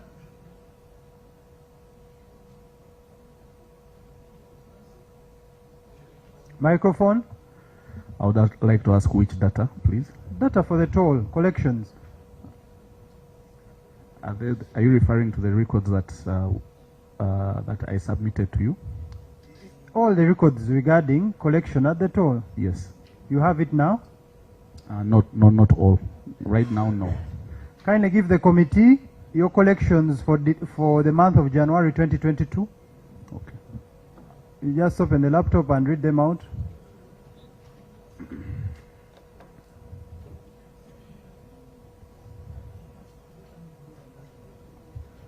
Honorable Chair, according to what you submitted to us, this is on page 4 data from the committee, which I think it would also be out of your head, but that data needs to be analyzed. Then this book can answer from the informed consent of view, because you have given us data. No, Ministry already gave us their data. So this one on page 4 we're going to show you how we have compared. How we have arrived at this. The Ministry already gave us theirs. Now we want Pinnacle to officially give us theirs. Okay. The month of January 2022, what were the total collections? According to this document that we submitted to you last week, it's 2,347,691,900. Okay. Now, according to the information we picked from your system, when we visited you, we have 2.4 billion 81,744,000, a deficit of 134 million. Well, I would like to verify that, sir. Okay. That was shared with you.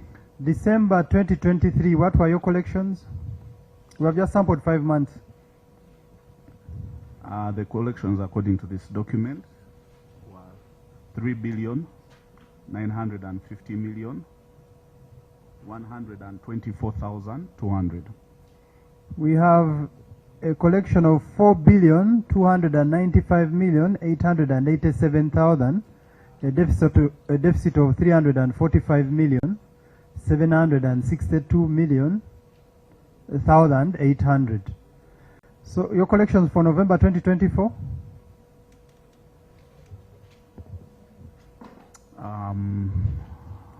4,212,978,581. 4 billion?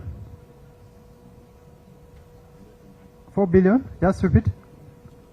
212,978,581. Ministry of Works, according to the information you gave us for November 2024, what were the collections? Excuse me, that is for December 2024, not November. I believe you asked for December 2024. Okay, sorry, give us November 2024. For November 2024, it was 3,782,319,988. According to the information we picked from your internal auditor's laptop, there's a deficit of 407 million. Okay, December 2025, what were your collections? You're saying December 2025? No, I'm talking about December 2025. Yes, it's 4,413,283,646. Okay, now according to the information we got from your internal auditor, we have 4,736,740,000, a deficit of 323 million. Okay, those are just a sample. I wanted to bring it to your attention. Now, Ministry of Works,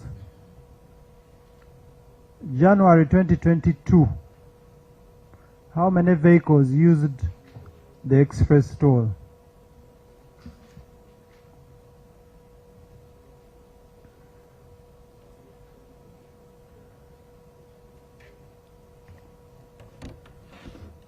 $482,641. Okay. According to the number of vehicles we have established from the information we have, you have a deficit of 902 vehicles that are missing. Okay, let's go to, and this is because December 2023 is very clear. Your records and ours are matching. We did a sample and we realized some months actually there's no difference, it's 0%. Let's go to November 2024. How many vehicles used that express toll? It's 800,245. We have a deficit of 1,646. Okay. Let's go to December 2025. 924,754. We have a deficit of 22,860 vehicles. Let's go to May 2026. 846,048. May 2026. 846,048. Yeah. There's a discrepancy of 79,086 vehicles. Okay, now it takes us back to the question, what systems does the Ministry of Works have to establish the exact number of vehicles that go through that toll? Because even when we do the entire collections and compare with what you claim to have deposited, there's still a deficit of a lot of money in billions. Now, actually you should tell us, Pinnacle, is all the money directly banked, or maybe there's another account we don't know, just to help us be sure? Yes, Chair, all the money is banked on the account. Okay, that's for the record. Minister of Works? Sure, I'll answer the traffic. Sure, these are big data sets, and I would request that... We are asking you, because you told us you will verify the exact number of vehicles, there's no problem with this system, the government of Uganda is getting all their money. Now we're asking you, you who is acting on behalf of Uganda, on behalf of Ugandans, what systems are you putting in place, or are in place already? They actually are in place. Don't tell us what is in the future. Sir, we have... Since 2022, what systems did you have? We have an independent traffic monitoring system, which is fully open and accessible anytime that you can pay us a visit. Where did you get the money to establish that independent system? The independent traffic monitoring system was installed, was By supplied as along in the contract by Aegis. By Aegis? Yes. So it is Aegis's system? It is a system which is independent. I am asking you as Minister of Works, in that contract, you were supposed to put measures for us to monitor the contract. Don't tell me about Aegis setting up their own monitoring system and you are relying on their system. You as Minister of Works, what systems do you have to ensure our money is banked, our money is collected, the number of cars are verified? Sir, one is the independent traffic monitoring system, owned by Aegis, which is a system supplied by Aegis but used by the ministry. That's number one. Two, do you have technical personnel manning that system of Ministry of Works? Sir, we have IT support. Are they staff of Ministry of Works? Yes. Working with Aegis? Not working with Aegis. They go there to just check on the system? Sir, we access that system even remotely. Even in this room, if you wanted to see what's happening at the toll plazas, the IT person can log in and see what is happening on the toll plazas. Okay. If you had been monitoring, when the lady next to you did an investigation, you should have picked, because from her report she has also realized that there are cars going through and are not paying. She has further established that there's money that is not being remitted. If you are owning that system or in charge of supervision of that system, where have you been all this time? Sorry, Chair, I would like to clarify that there are two systems. There is a tolling system, which is actually the one that operationalizes tolling. There is the independent traffic and revenue monitoring system, which is managed by the Ministry of Works and Transport. Now, that report... Supplied by Aegis. Understood. That report that you are privy to was instructed by, of course, our PS to check the tolling system, not the independent traffic monitoring system. You see, it's interlinked. Yes. If I can know the number of vehicles, I will know the amount of money. Yes. So you don't say they are different. Now I want you to tell us what you have been doing. Okay. As part of the measures from the contract, which are already prescribed in the contract, every amount that is discrepancy between the tolling system and the independent traffic monitoring system is recovered from IGES. We have actually given IGES a demand note before of about 80 million, which we recovered from IGES. And moving forward, after we gave them that demand note, IGES put up stronger financial controls to ensure that the money collected is recovered, they self-report themselves whenever there's a misclassification. That report clearly indicated that the transactions recorded from the tolling system were equivalent to the video footage. But it also explained that there were some discrepancies, largely from misclassifications. And there is proof that when a misclassification is identified, IGES banks that money. If you check the statements, there are indications of when IGES has banked money from misclassifications. So the ministry has put in place stringent controls with regards to toll revenue management. You see, Joan, Engineer Joan, we want to know, because for us we have the bank statements already, but we want to know from your side.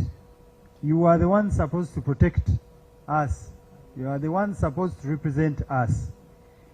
What system do you have in place to ensure all our money is deposited? You said you are monitoring and everything, but now it has come to our attention, you rely on their data from the software and systems, internal, you call it internal monitoring system that they set up.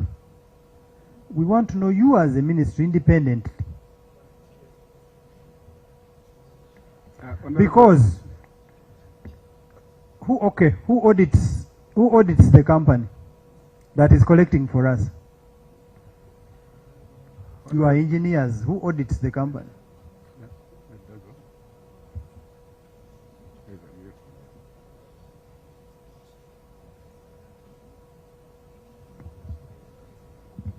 Sir, I don't know if I got you right. Who audits? IGES? IGES. Whatever I want to call it, IGES or Pinnacle. Who audits them? Pinnacle has their own internal audit systems. And we are aware. However, from your side, it is simple. Sir, who recently, audits? Don't tell us recently. This has been since 2022. Who has been auditing these companies? Because they are collecting money on our behalf. I don't know if I got you right, but yeah. Okay, let me phrase it this way. We know they have a private auditor. KPMG, if I read their bank's audited books of accounts very well, but that's their private arrangement. Now you as Uganda, who is auditing on our behalf? On behalf of government, recently we had Auditor General. Recently, because the Auditor General last audited in 2023. Chair, it is Auditor General audited us this year. This year? Yes. He audits per year? Auditor General undertook a systems audit on the Kampala-Entebbe Expressway, which was a comprehensive audit. We had an exit meeting about a month ago. Has that report been published? I am not sure, but not yet published. So the Auditor General has just audited. They audited. Now, since 2022, who was auditing them? They audited an entire period from the beginning of the tolling operations to the date they came. Okay. Yeah. If at all he has come in and he has audited now, of which a report has not yet come out, you as Minister of Works since 2022 when you issued these contracts, who has been auditing them to make sure the money through that period you have even renewed, meaning you are satisfied, but you actually don't have an audited report to prove that our money has been going to the bank? Because even the report you are referring to is not yet out. We don't have it. We have not seen it. Honorable Chair, like the Minister said, that indeed when RAPEX happened and we transitioned, we accept that we inherited some challenges and we are ready to be guided. But that is no, don't insult our intelligence. That is the project manager. He has been saying this is a very good project, they are banking for us our money. So we are asking him on behalf of Uganda. Chair, I have, like I said earlier, I've been project manager since May last year. So there is so someone within, else. within that year, I actually triggered the report that you have, the 30-day revenue check. Why? Did you suspect anything? No, I wanted to be sure of what I'm managing as a person. I wanted to be sure of what I'm managing because this is revenue that is involved, there's traffic and all that. So I wanted to be sure of what is managing. So we sanctioned that, which we would term an internal audit on our side. We went and did a 30-day parallel check on the system, March for March, and the findings are in that report. As you see them in there, we were as honest as possible because we wanted to make improvements. So you are telling us the mistakes of the past were done by someone else? I don't want to put blame. But on my side, when I came in as a contract manager, it was just my own initiative that I needed to know what I'm managing, and that's why we did that revenue check. You were there when they renewed this contract, were you not? Yes, I was. And you didn't bother to look for an audited report? You just approved, you said these people are very good, let's renew.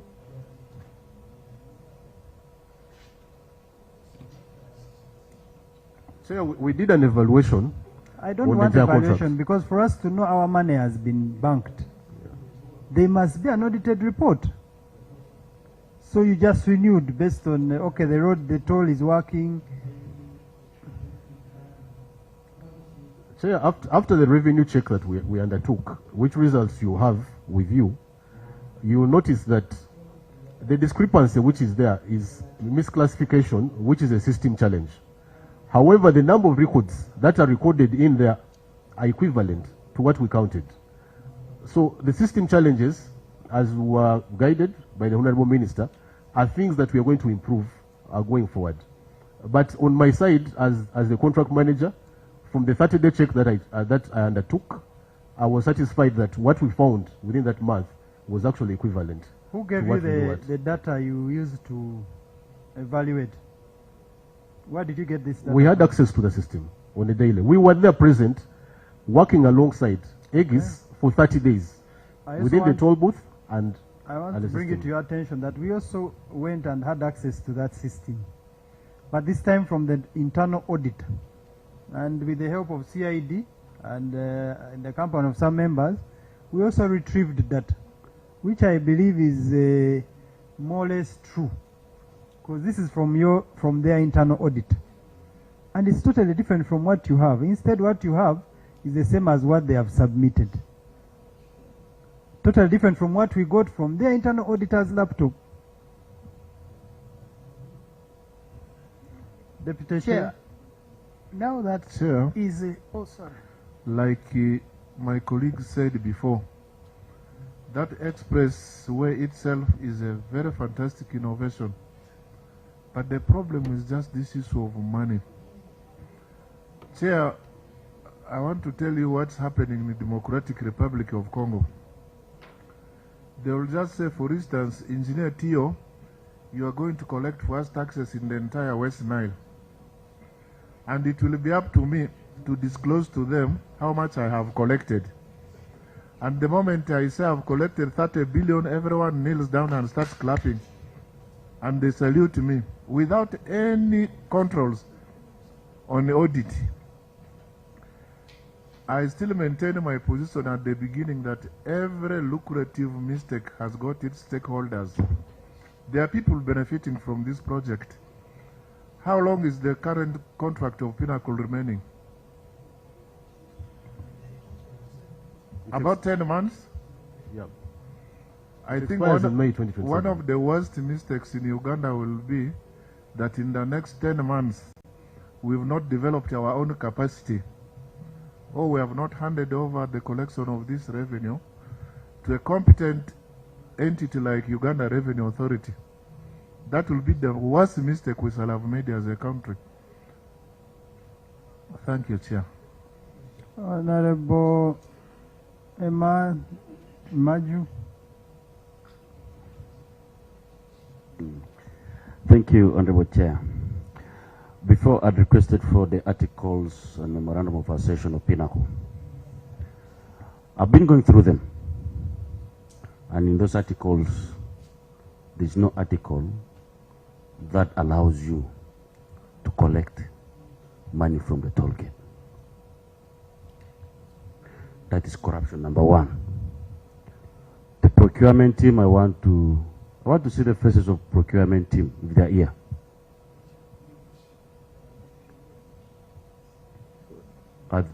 They are not here because they are corrupt. Honorable, that's your conclusion? Number two. Hours will be made in Number the two. report. I will ask for the experience of Pinnacle, because that's the basis of getting the project. So that means you did not meet the criteria. That tells us, I want to borrow the words of my other honorable colleagues, that this is a deal. So it seems this deal is a deal of people of Ministry of Works and Transport. So that's why you also extended this project when the Pinnacle did not, perform well in the last years. It's because you wanted your deal to continue. So we have now known that, through your chair, if procurement was here, I would have asked that they write us a statement as to why they gave a contract to a company that did not even have experience. That even in the articles of memorandum, in their own articles of memorandum, did not have this specific bit of collection of money from the toll gate. Thank you. Honorable Maju, then Honorable Fred. Thank you, Chair. Chair, for the time that we have spent here, I think I first of all want to categorically state that from my perspective, we are not getting satisfactory responses, and I think that speaks a lot to the kind of inquiry that we are doing. But Chair, since we are looking at the system, I have two critical questions.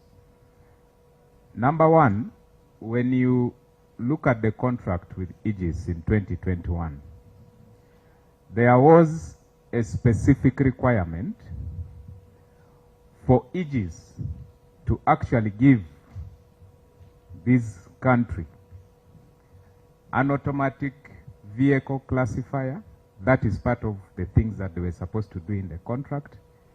They were also supposed to provide an overload control system, and they were also supposed to provide road safety attenuators. If you look at the contract, those items were valued at about 1.6 billion Uganda shillings. I can confirm confidently that these systems were not procured or they were not implemented as per the contract. So I'm just curious to know why these deliverables for all that period of time have actually remained unimplemented, and there is no one who is raising a red flag, or if the red flag is being raised, no one is actually following to see that we resolve this. Or they have been warned. It could be true. But I would also like to know, are there any sanctions that we have given to Aegis or Pinnacle for breach of contract? Because this is loss to the people of Uganda. Chair, Joanne spoke about two systems. She talked about the toll. She talked about the tolling system, and then the traffic and revenue collection. Chair, I also wish to bring to your attention that when we checked, we actually established on the toll system the unsupported toll exemptions. In the system, you have about 9,000 777 toll exemptions. When you convert that into our currency, it's about 53.8 million. These toll exemptions were granted without actually any supporting justification, 9,777. Additionally, you had about 16,175 free passage transactions, and those were worth 106 million Uganda shillings. All this could not be verified. Now, I want to know who actually authorizes these exemptions. Who is that person who is in charge of authorization of those exemptions? And then why would nearly 10,000 unsupported exemptions be permitted or ignored? Chair, I beg to submit. There are so many questions, but we will go according to the subject matter of the discussions we are having. I submit. Just some information. When we asked them during our visit to some members here, there was a month where they had about 4,000 exemptions. And when we asked, they said the president's convoy is the one that is exempted, and ambulances and fire trucks, if I remember well.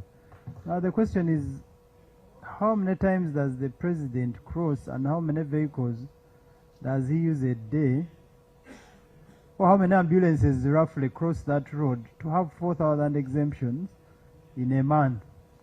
But we shall know. Honorable Fred. Thank you so much, Chair. One question will go to Joan and Menya. The two categorically made it clear here, and it's on record, that they have very stringent monitoring systems in place. I'm asking, can both of you account for the discrepancies with the stringent monitoring systems you have in place? Can you account for the recurrent discrepancies? That is one. Then the second one is on Aegis Pinnacle, which is now Pinnacle Aegis. You extended the contract of Aegis through Pinnacle, okay, in the name of Pinnacle, at a cost of 36 billion for 1 year. Yet in the previous 5 years that the contract of Pinnacle ran through, it was 24 billion per year. What motivated you to accept the cost of 36 plus billion for Pinnacle for 1 year, and yet in the previous 5 years you were accepting at about 25 billion? What motivated you, if there was not in any way vested interest? I beg to submit.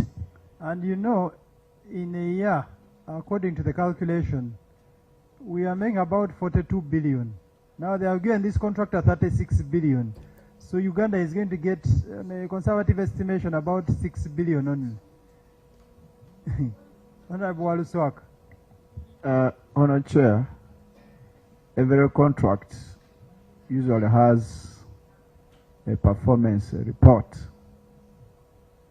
May I know from the minister, now the PS is in charge, whether, because I wanted a presentation from English, I'll also want, because I have questions for them, whether for the 5 years they have a minimum of 5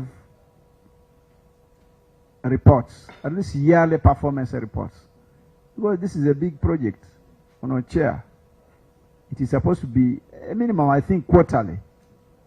whether you have quarterly performance reports from English, and also whether the project managers have the 5 or the quarterly performance reports to their respective accounting what?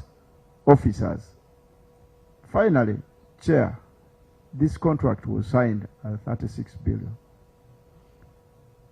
May we know, how did you derive at the 36 billion? What technical, technique did you come up to have the 36 billion? This is what we want to know. How did they arrive at the 36? Yeah, because Aegis is international, is from France, even consultants fly. But now Pinnacle, which comes from whether Butaleja, they come, walk, and their cost is high.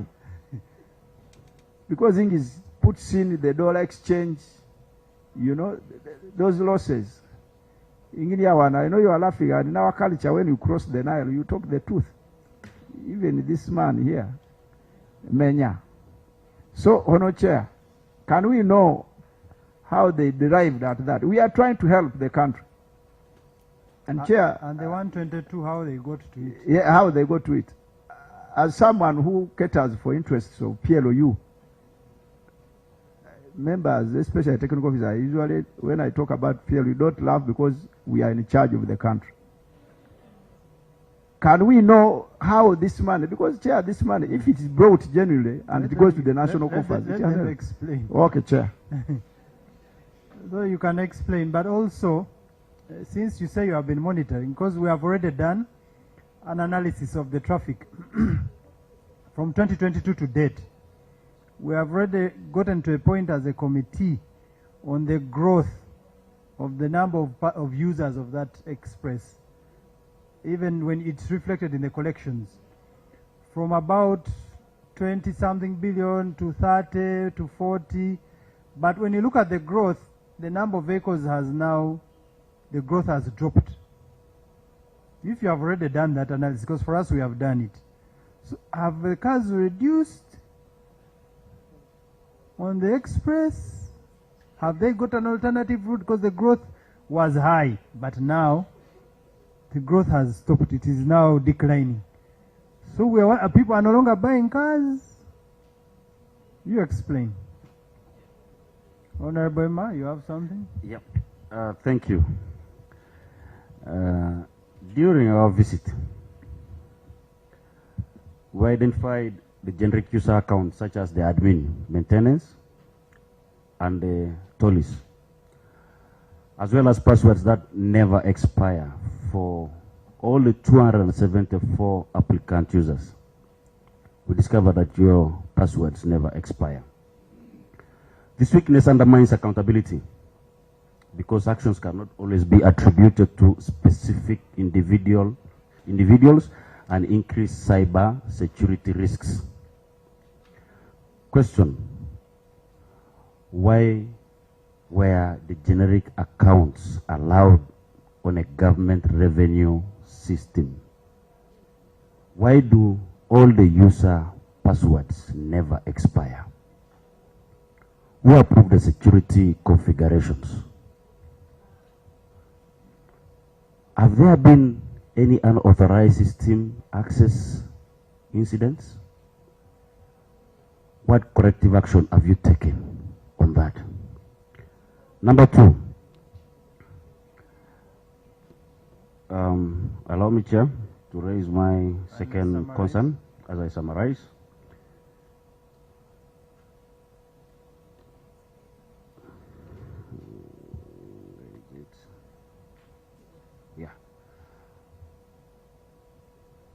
My second one is that we discovered that that day there are only about 500 records that can be exported at a time,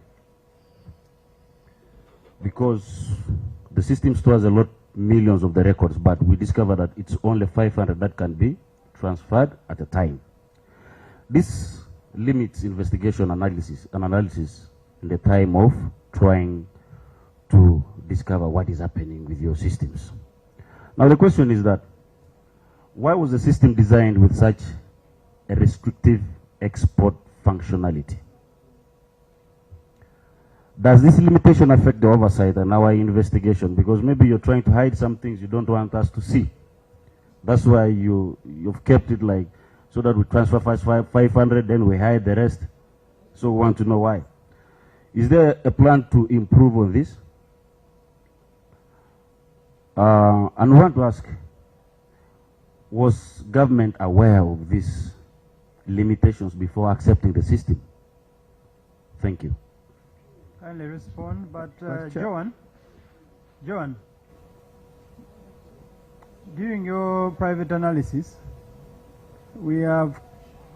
did you come across a situation where in some months the number of vehicles is not equivalent to the amount of money by class? Chair, I beg to seek further clarification, because the revenue is against the payment mode. So the number of vehicles can be 50, but if 40 pay cash, then and 10 pay using card, there is a different payment regime for the card. Yes, we have classified that red, because the data we have shows those who have paid cash. Yes. So the question was, did you come up, it's a simple question just for the record, did you come up, did you find an anomaly in the amount of money per month versus vis-a-vis the vehicles per class and those that pay cash? Purely against those that pay cash. Whenever we have such anomalies, did you find in? Yes, we found some anomalies. That's enough. Can you respond to the questions? Sir, one small thing. I needed these officers, because I'm on the supply of these equipment which count and what the technical. Can we get to know when English supplied, whether those items were put in the stores, the goods received, and the technical person who verified what they supplied? Because why I'm bringing that, Chair, I want to know what they supplied vis-a-vis what the Chinese contractor already installed. And through you, Chair, if they can bring that contract of the Chinese, you will see that he had supplied everything. This one here might have been either air supply, or you get one item and do double accountability. So if it's there, can we know whether the internal auditor verified, whether the user department then verified, and whether the stores, because it's part of government, you supply on government, whether it's part of now of the government. Thank you. But the accounting officer, you're very peaceful.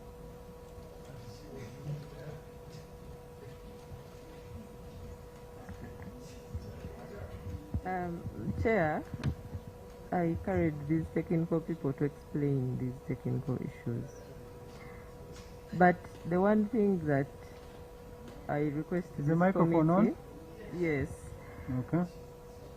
Chair, you are speaking peacefully as well. We are doing our best to improve this system. We've even appointed an accountant. She's here, who now does daily reconciliations. She's there, Rowena. Where is Rowena? So, Chair, we are trying to improve these systems. We acknowledge there are gaps, which our own report has pointed out, and those are the gaps that we are trying to close. But we have also indicated that from all these, we are going to now advertise for this contract with new terms. That is what we are doing. And Chair, we assure you that by the time this contract ends, we would have advertised and gotten a better deal than what we have.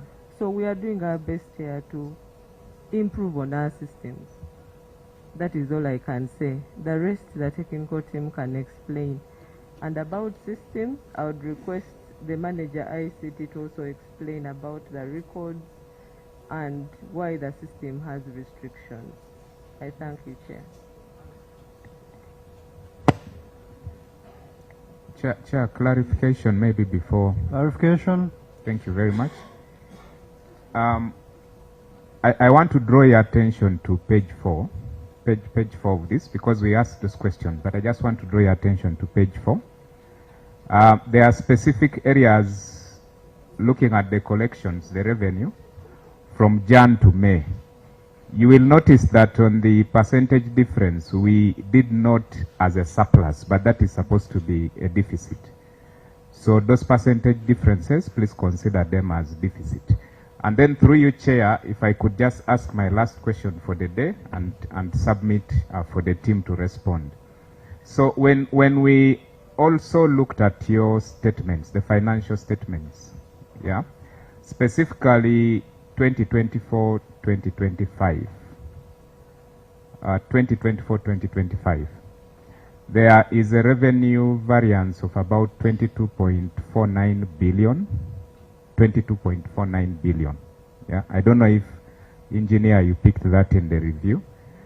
We just want you to explain why you would have such a big variance. That is when? 2024-2025 financial year. Mm-hmm. Yeah. We just want you to explain that, and that will be my last question for today. Thank you very much.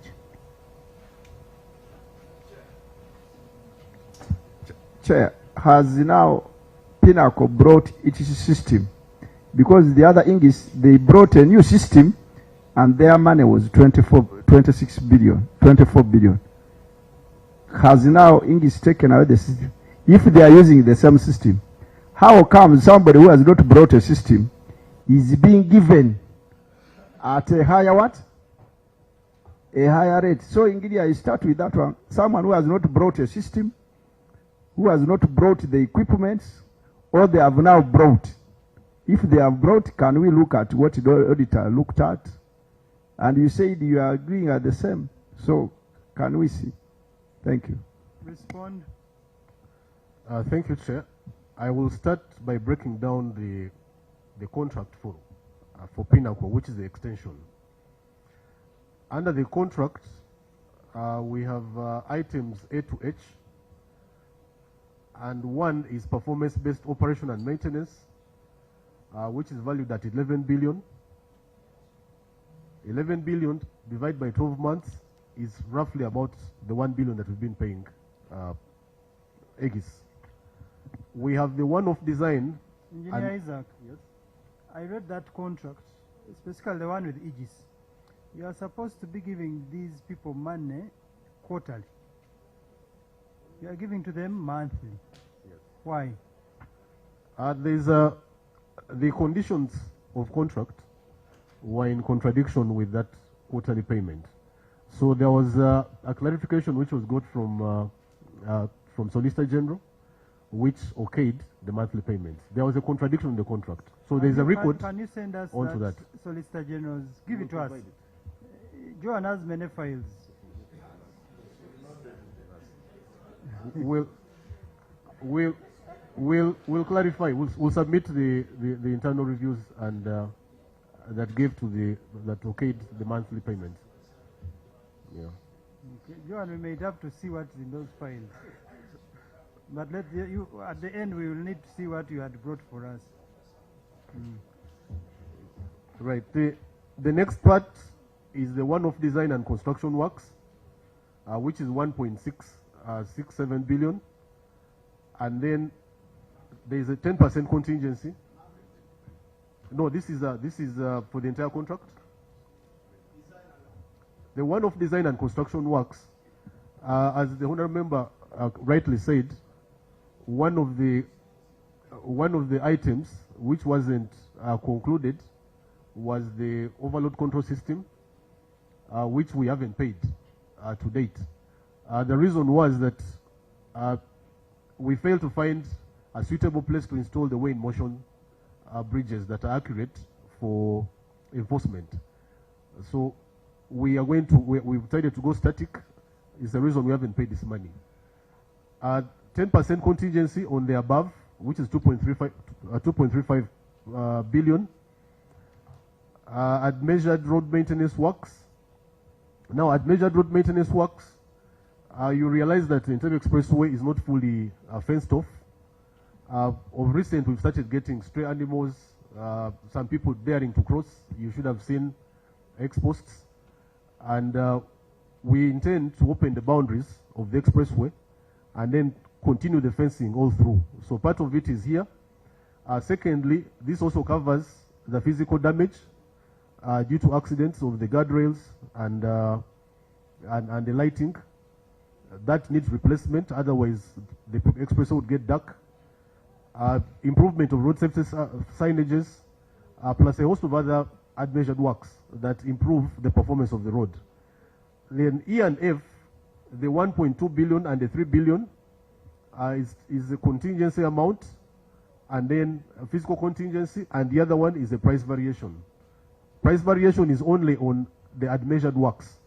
We don't have a price variation on the performance-based operations. They are fixed lump sum, and they've been fixed ever since 2021, despite the changes in the market dynamics. And then lastly, there is a VAT component, which is 18%, which is 5.5 billion. So the 36 billion is an outstanding amount from what we had paid Aegis at the time. And there is no guarantee, which is a question, to answer the question that was put to us, that we probably owe Aegis 67 billion. We do not. This is a performance-based contract. It is paid as you perform. So there is no guarantee that this 36 billion is going to be spent within the next 10 months. It has its own accounting centers here that as we spend according to performance. Just like we managed the five years and we never exhausted the 122 billion. That, Chair, that is the clarification on the 36 billion.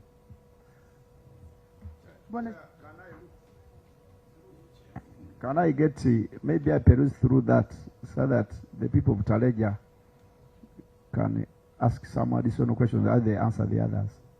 Through you, Chair. Please. Yes, PS, I think. And Honour Chair, as he gets to another, it is now clear, as per your presentation, that Aegis actually did not perform to the satisfaction and therefore never warranted extension. Now, we have extended at a much higher cost. Why?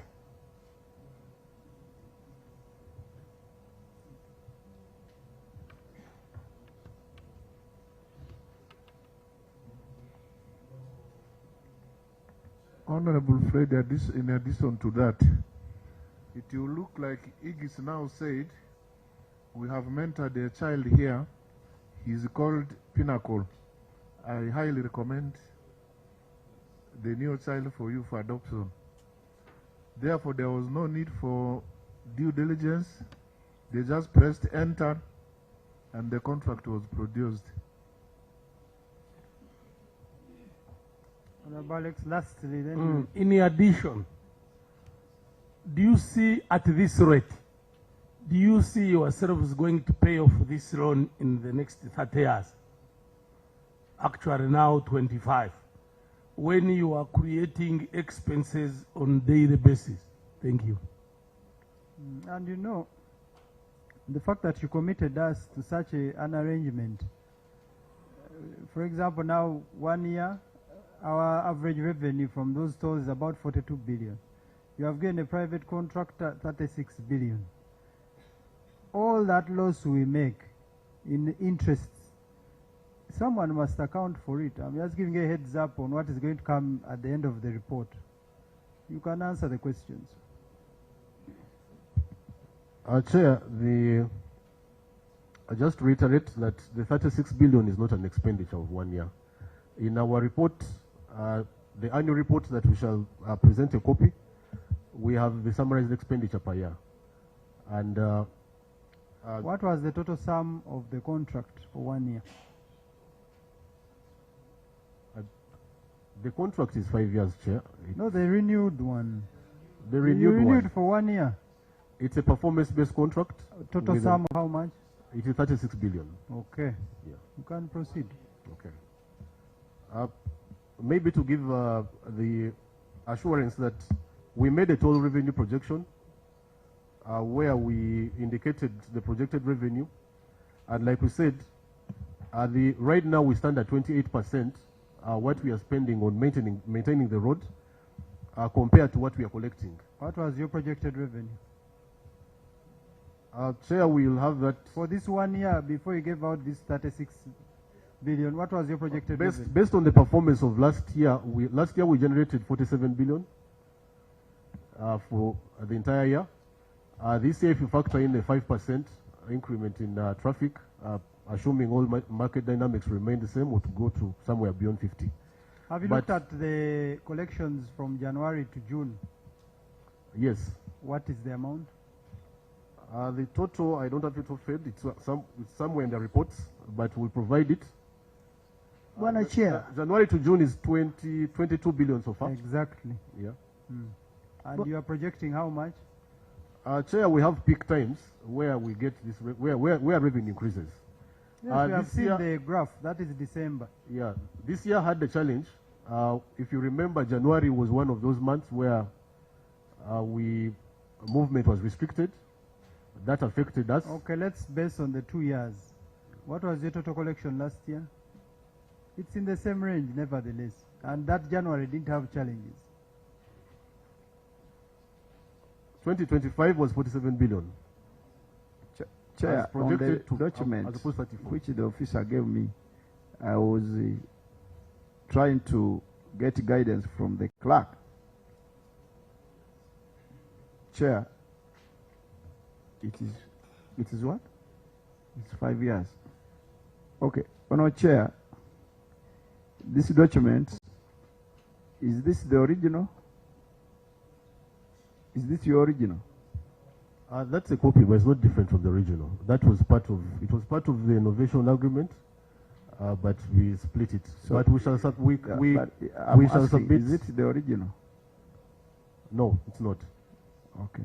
Because Chair, the document is submitting here. It's not even signed. Nobody can own it. Even I was asking the clerk. Maybe you take, because I have questions, because tomorrow. You ask the questions as they sign. So, Honourable Chair, the questions I was raising, because the 122 here, the contract, they said contract scope, the 122 million engineer, is it for 1 year, for 5 years? The first column, second, this one here. That is 5 years. Okay, this is the 5 years. Then the last one is for 1 year. Chair, I beg to give some clarification in relation to that. The 36 billion is not a new contract. It's an extension of the Aegis contract. So we could not amend the contract sum. But there is no guarantee that we are going to spend the 36 billion in the remaining time of 1 year. We are not in a rush. 36 billion is Yes. a new contract. Reason as to why it's a new contract. Did you get approval from Solicitor General? It's a novation of the contract. Chair. Yes, but it is a new contract. The novation is different from the 36. The novation was a transition of two companies. And that was just before the expiry of the old contract. Now the 36 is an entirely different contract for a period of 1 year. Chair, the contract never expired. The contract was extended before expiry. Yeah, but extending a tune of 36 billion, that's a new contract. To who? Because the sum has changed. Okay, explain to us. Let's assume we are not following you.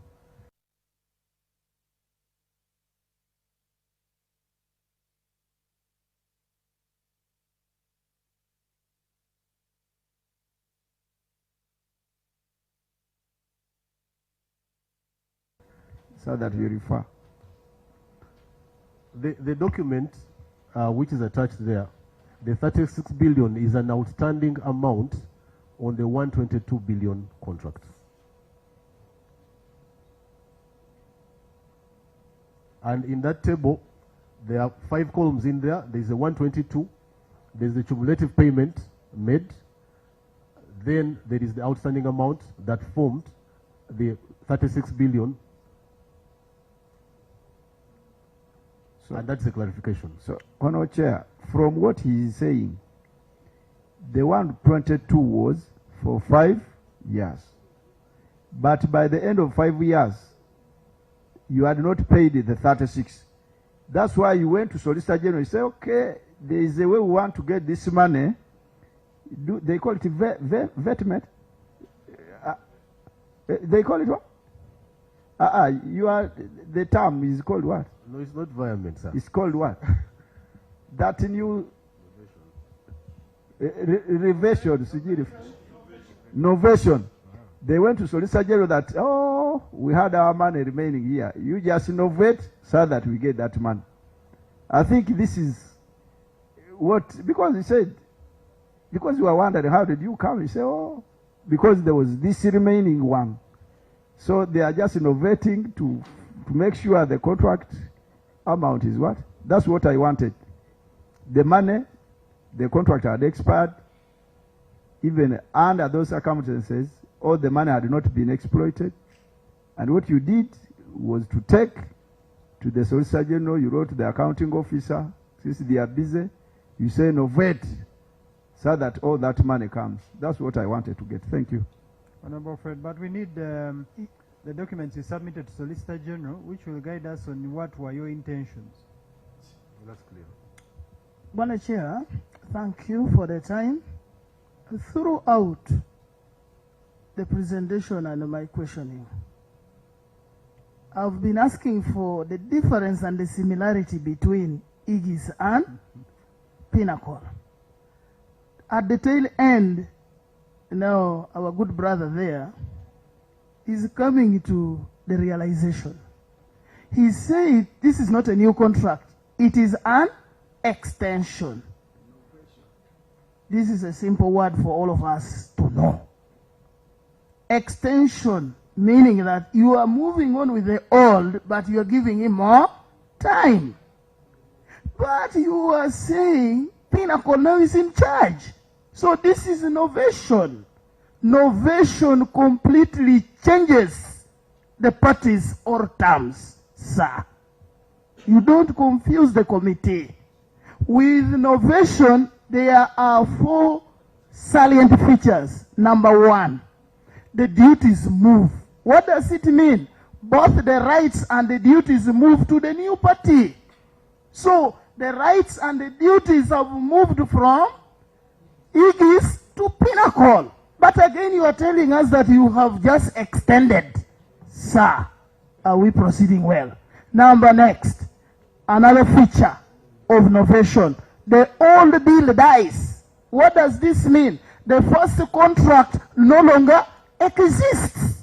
Why are you confusing this committee? That's why I used the word circumlocute in the beginning. And now I want to add that you are not only circumlocuting, but you are creating imbroglio to the committee. This is a total confusion. You're confusing us. You are saying extension, you are saying new contract, you are saying novation, you are saying assignment. What exactly did you do? Did you extend? Did you assign? Did you novate? Be clear to the committee so that we get on record and the country can get value for money. I beg to submit. Okay, don't circumlocute. Explain. Chair, I'll start from the last, which is to clarify once again that we innovated a contract, as the Honorable has rightly said, meaning that all the rights and obligations were transferred from one party to another. And to be precise, that is from Aegis to Pinnacle Security Limited. Bwana Chair, basing on what he has just said, if you did that, why has the cost now skyrocketed from 24 to 36? Why? Explain. So after novation, the ministry was, I can say this, that we needed a bit of time to develop the electronic toll collection system. So to give, but the services and maintenance on that road needed to be undertaken. Otherwise, if we had left the contract to end in May, we would be now running around trying to manage collecting the tolls. We were not ready to take on that one. So the best scenario... Just for the record, they constructed the road for 5 years. You knew there was going to be a toll. You were not ready after the 5 years. You give a contract to a private company for 5 years, they finish collecting, you are not ready. So now you have added another year because you are not ready.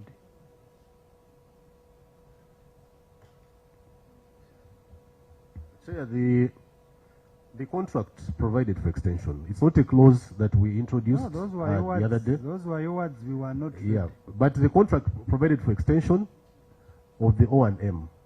And there are several circumstances that could lead to extension of the contract. In this case, that was one of the reasons, but we needed to have an electronic toll collection system before we enter the next contract. So after novation... Clarification. Only the small inquiry there. Now, if it was an extension and Igis was still there, why didn't he extend that one of Igis, which was at 24, instead of bringing Pinnacle of 36? Chair, the contract, there is no difference in contract amount. If you add what Aegis was paid by the time they exited and add on the contract of Pinnacle, it comes to 122 billion. We can verify that on the contract. The contract amount hasn't increased. So what they are telling you is they carried the entire balance into a new arrangement. That's what is. Isn't that what you have said? Yes. And also, Chair, maybe... Chair, then why can't they be clear and tell us that there is no difference between Pinnacle and Igis? Because if they are saying extension and it is the same amount from Igis to Pinnacle, why can't you be very clear and say Pinnacle is Igis? And we leave that one, we know. But we Chair, have Honorable Alex, then Honorable Walswak. Thank you, Chair. Now, the 122 billion was based on performance. It was performance based. And it was meant for 5 years. And you are lucky you have saved. So why do you want now to go again to spend the balance? That is one. Then number two. He said they were not ready. Because now it was meant for 5 years. And it is performance based. So why do you say there was a balance? Did you have that money kept somewhere that it is meant for, or it is taxpayers' money coming every year? And it's not a guarantee that it must be spent. Then the other one, if it's performance based, it can go, you are saying that not all of it can be used. But if you find somebody smart, because you are allowing him, 36 is the maximum. If you find somebody smart, he will account for all that money and he will take it. So why do you give chance to some people who are smart? So all of it, I don't think it is right, Chair. You answer this at once because we have run out of time. Chair, Who has the... There is Yes, something. Okay. They'll answer at once. Who has the signature mandate? Because we are analyzing the statements and we are seeing very many withdrawals and transfers. So who has the signature mandate of the account in Stanbic Bank under the name Uganda National Roads Authority Kampala Express account? You want me to read the number? I believe it's... are there many accounts? Okay, account number 903-001 2349-318. Who has the signature mandate?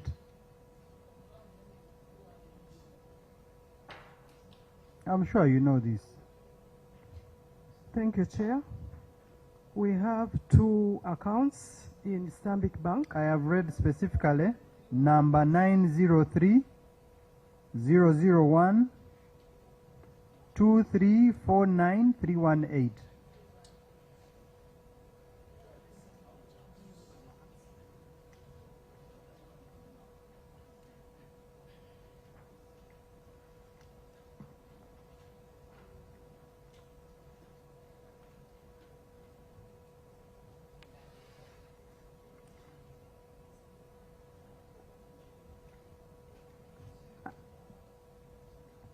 Chair, through the acting permanent secretary, the principal signatories to this account is the PS, Who is that? the permanent secretary, Who is that? Who is that? Mr. Waisu Abageya, Mm-hmm. and Madam Barbara Namugambi. Who is Barbara? The Oh, you are here. You are the one who has Then- been withdrawing? Then the alternate signatories to the account is the Assistant Commissioner Accounts, Emily Birekeyaho, speaking, and the Principal Accountant, Muhanji Martin. Mm-hmm. Okay. The amounts in the interim payment certificates are inconsistent. What is the rationale? You'll answer at once, because I believe there are very many questions. There was an internal transfer to an escrow account of about actual of 22,212,916,364. Similar, on 23rd June 2026, there was another debit of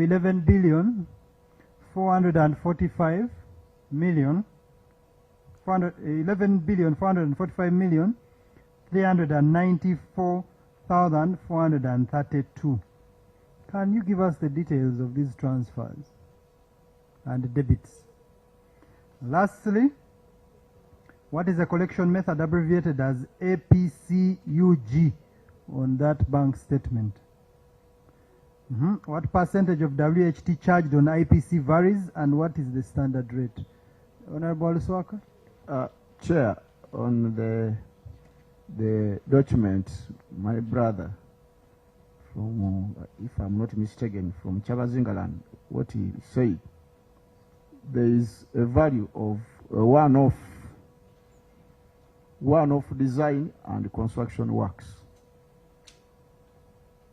May we know what English was going to design and construct in the contract? Because, Chair, this road had been designed and well constructed, a new one, and they paid 23 billion 23.7 billion of design and construct. May we know what English was going to design? And they said construction works, despite the fact that the Chinese company had just completed the construction works. Then too, since it was a one-off and it was paid, can we know why even the new contract, the other one had a one-off, in case they did, it was at the measurement, they saved money. Why are you giving another, this one in the contract, this one-off design and construction to Pinnacle? What are they intended to design and build? Chair, that's what I wanted to bring. Chair, on this number 9, which you've just asked, about the bank account at Stanbic, we are generally aware that government is now supposed to operate a single spine account. Were you authorized to open this bank account at Stanbic? And is the copy of the authorization there? Thank you. Okay, and Chair. as Honorable Maju comes in, there are many questions, but you know this thing is really disturbing us. We are supposed to pay 350 million that we used to construct that road. Is this true? Okay. in a period of 6 years, if you have given the other balance, this contractor, assuming they spend it all, they are going to have taken 122 billion.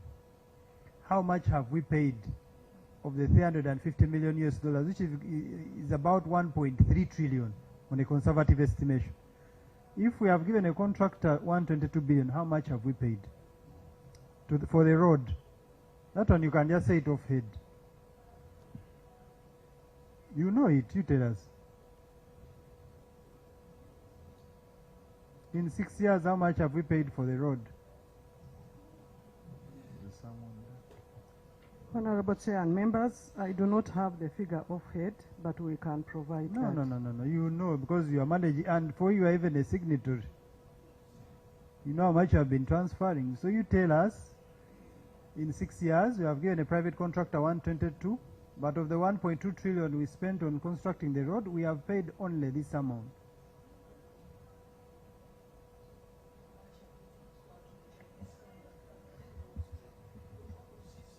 Honorable Chair, our obligation is to transfer money to the escrow account, but we will establish from Ministry of Finance, because they are the ones who repay the loan. So we shall establish how much. But you have these figures. For us, we've transferred 129 billion to the escrow account. Okay. That's what we've transferred. But you don't know how much has been used to pay. That one we shall find out from Ministry of Finance. Answer the questions. Honorable Maji, you want? Chair, mine is just a very quick one, because I don't want to lose the thought process we already have on question 9. Just out of curiosity, this account that we have highlighted ending with 18, I know you manage 2 accounts, the escrow and then the control account. Is this the control or the escrow account? It's the control account. The escrow is managed by Ministry of Finance. That is the one that is receiving the money from the toll. Okay. So the signatories, she's the A or the B? Yes. Okay. Honorable, yes, you are not yet asked. Honorable Metrin. Yeah, thank you, Bwana Chair. My question is just about the collection of money on the toll system, because we wanted at least to find out, because the system, when you are passing, they give you a receipt before you pass. So that money, is it the machines which are eating the money, or someone, or how have they said, really, they have not given us the serious explanation there. But if it is so, what is the solution? What are they going to do so that you can solve that problem? Because it is really complicated. Because once the time I passed there, I said, this is really a good method. Corruption won't come, won't appear here, because the machines are the one accounting. But now it is now getting to my surprise that the machines also are corrupt. Then we are really in a mess. I'm sorry to say that, but I don't know. Are they the machines? Because as if I fail to understand there, maybe we need a solution. Because if it is the machine, let them set properly, maybe. Thank you, Mr. Chair. What charges would you want to put on these corrupt machines? I'll respond. Fine, Honorable Chair and members, I will request the contract manager to help on the amounts of the interim payment certificates, the variances, why they vary. Then I can go to number 3. The percentage of withholding tax charged on the IPCs is 6% on EGIS payments, and then 15% on the interest earned. That is remitted to URA.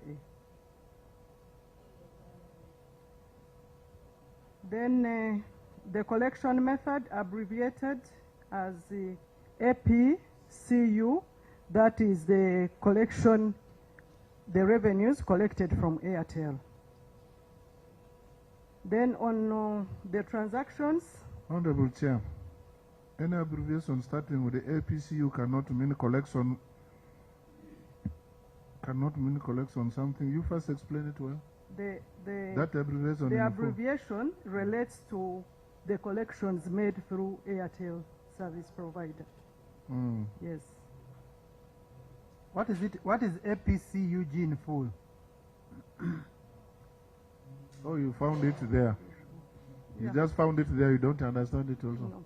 No, but, But I was told it is there. another signatory is here, who is the acting accounting officer. What is APCUG? Honorable Chair, we were told that it was used to refer to Airtel collections. So we did not get the full name. It was just referring to collections from Airtel money. Okay. It gives some clue. A can stand for Airtel. Honorable Chair and the members, the transactions that appeared on the bank statement on the 5th of May and 23rd of May relate to the transfers from the control account to the escrow account towards the loan repayments. Okay. And then the authorization of opening the commercial bank accounts, we request that you allow us to go and, because these were accounts that were transferred from former UNRA to Ministry of Works, we request that you allow us to go and get this information that allowed the authorization of these bank accounts. Thank you. How soon can you submit those authorizations?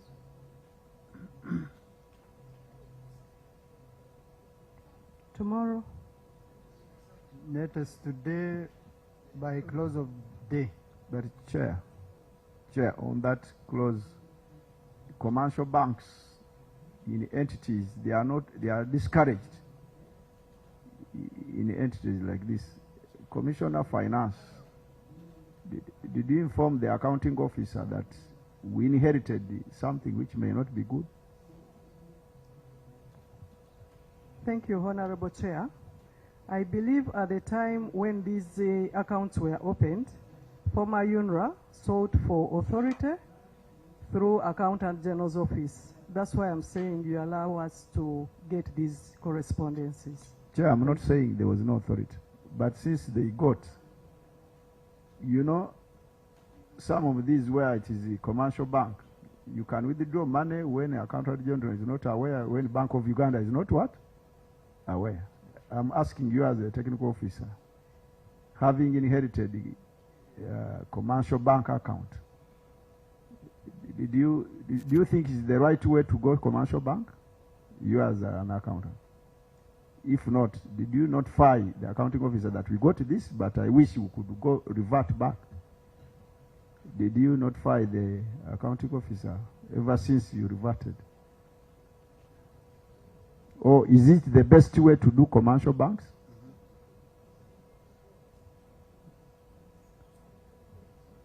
Is it the best way, Commissioner? Honorable Chair and members, we are going to provide the facts. They must No, have I'm not been- saying provide. Is it the best way to go commercial in a friendly way? From your technical Yes. Is it the best way to go commercial point of banking? view and expertise in finance, they're asking you for your opinion. Is it a better way to go commercial like that? I think it depends on circumstances. I mean, in this circumstance of yours, of works, which you understand as a commissioner, because PS is very busy. Technical officers, I'm asking for your technical.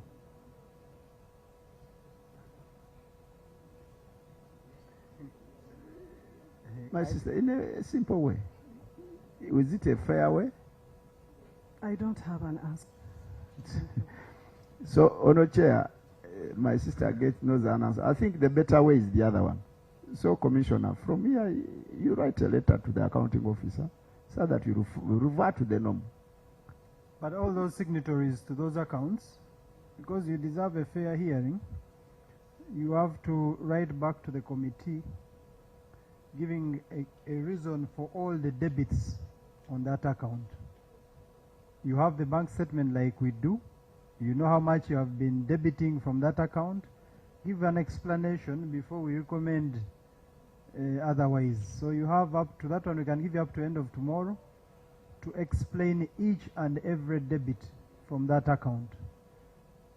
Because I had sampled just two, but there are very many and you are aware. We shall do so, Honorable Chair. I would like Isaac to explain about the variances in the IPCs. Order. Thank you, Chair. Chair, I have noted out of curiosity that the Minister has been missing for the last 1 hour.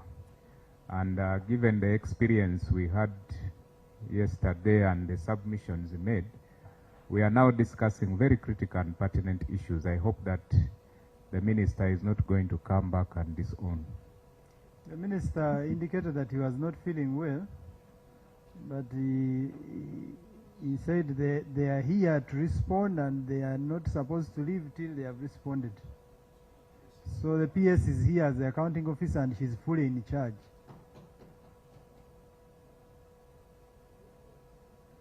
You respond to the questions. There were many questions. Chair, I'll start with the inconsistencies in the IPCs. The nature of the contract is that it is performance-based, meaning that we assess the performance of the contractor monthly before we certify what is due to him. And there is no performance. It would have been a red flag if the performance was very consistent in a performance-based contract. But the inconsistencies are because of the various changes. Sometimes you've passed there and found some sections are not lit. When there are lights that are off, we deduct money. So we have KPIs in the contract that we measure every year through a formal inspection. That formal inspection is sanctioned by us, and we go and do a joint verification of what the contractor submitted, and then we apply deductions. One of the deductions that we have been applying consistently is the overload control system, which needed an overhaul, and because it wasn't functioning, we could not pay that monthly performance amount of money, which totals to about 55 million. Then the other ones that vary is due to the cleanness, signage, damaged guardrails that are not yet fixed, plus a host of other KPIs. So that's the reason for the inconsistent IPCs, and they vary in that nature. The other one which I needed to clarify is the 1.6 billion which has been noted to have been transferred into the next phase. That 1.6 billion has never been paid because it was related to installation of weigh-in-motion bridges. As earlier explained, towards the toll plazas, to install weigh-in-motion bridges, you need a flat gradient. But if you notice, towards the toll plazas, there is no flat gradient. So getting a place where to install those weigh-in-motion bridges was a challenge.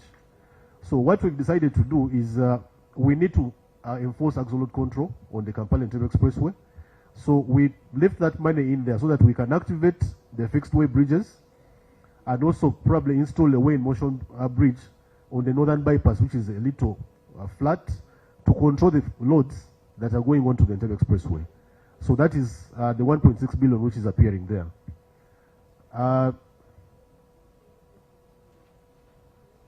The financial statement, which was the 22 billion, that I think was between the transition between UNRA and the Minister of Works.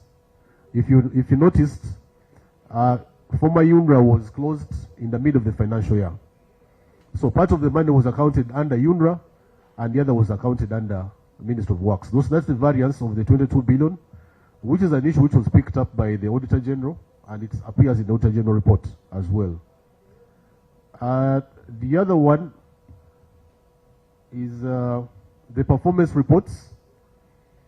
We have annual performance reports that are on record. We shall make the submissions, and those reports are comprehensive that evaluate the performance of all KPIs in the contract from January to December. Who authorizes the exemptions? The exemptions under the Road Act gives the powers of exemption to the minister, and in all these other occasions that government has had, I can quote the NAM summit, the G77. Recently, last week, we had the AWSOM.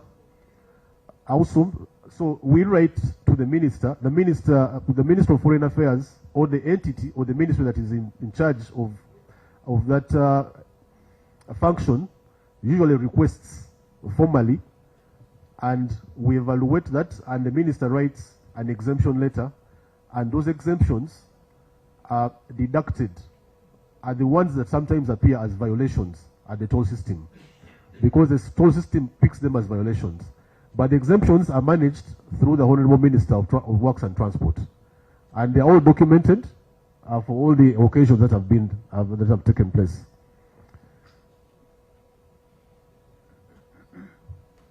I'll request. You are saying that the Minister of Works has the mandate to exempt vehicles from making payments. Special exemptions, the Roads Act mandates the Minister of Works and Transport only. Can we have a copy of this list and the dates for these exemptions? We shall provide that. By close of business today. Yes, they're on record. Honorable Chair, because over the years, the 5 years, we've had different exemptions which we need to put together. We kindly request that we provide by end of day tomorrow. Okay, by end of day tomorrow is okay. Honorable Information, Chair. Thank you, Chair. You asked about the APCU. Members, we have only 5 minutes. Yeah, I wanted to give that. The APCU account that they are having is called Automated Payment Collection Unit. It was designed by then UNRA and the Stanbic Bank to enable IGIS remit monies which were not cash, which were paid by electronic transfers and other means, not cash. And Chair, I'm a bit puzzled when you say the withdrawals are indicating the APCU, because it was supposed to temporarily hold money, and then the money was supposed to be remitted to a consolidated account of UNRWA by then, which is now of Ministry of Works. Now, how is the money now being withdrawn from the APCU account? And yet this was just a temporary receiver and then remitted to the consolidated, where the cashless and then the cash monies of the toll, Entebbe Toll Expressway were all being collected. So it brings another question. Why is this happening? Yet the other one, you were not supposed to withdraw money from that account. It was just supposed to receive, and it is remitted to the consolidated account. Maybe that one the Permanent Secretary can answer.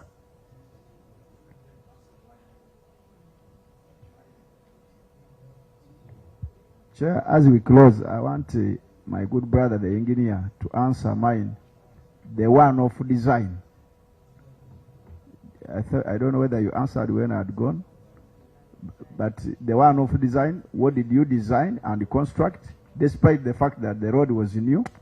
And since it was one-off, why are you again giving it in the contract to Pinnacle? What is Pinnacle going to design and construct?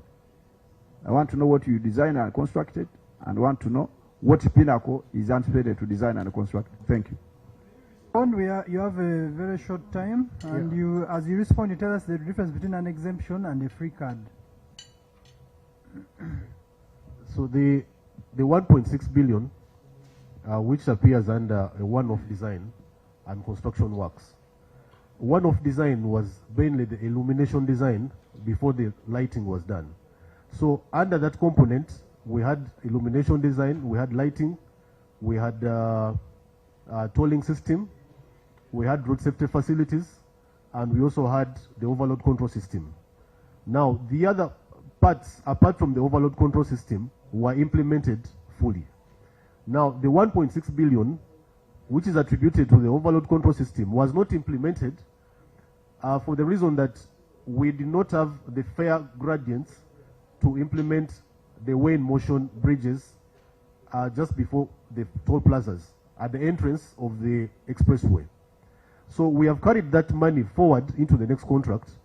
One, we want to activate the fixed way bridges at all toll plazas to control the overload, because we have noted quite significant overloading because this is an urban road. And then two, we are also going to install the weigh-in-motion bridges, preferably on the northern bypass and the Entebbe Duo just before the expressway. Because overloading happens within, not entirely on the road, those roads come from different places to come onto the expressway. So we believe that if we implement those two adjacently, we shall be able to control the overloading. So the 1.6 is towards that, sir. Chair, I want to, sorry, but this is the gist. Engineer, through our able chair, you said the one of design and construction works. Which are these works? And in your opinion, the lighting and the others, because the Lord, you are looking at the structural integrity, don't you think it was the most critical? Because Chair, from him, he's saying that they are seeing an overload. Don't you think one time some of these bridges here will collapse? According to lighting and the money thing, to you as a civil engineer, you are electrical civil. What civil? Civil, what do you think would be much more critical on this project? The way bridge, I think the engineer one will also answer this. Was it the way bridge which was more critical, or the lighting?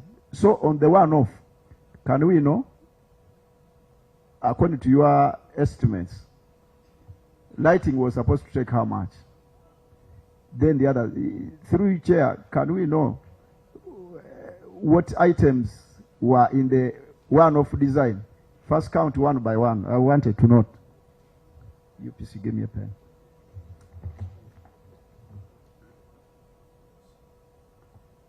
So, engineer, can I know in one-off construction?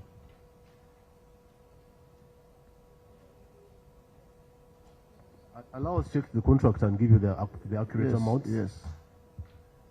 But Joan said she was in school and she's the one looking for. She's well acquitted.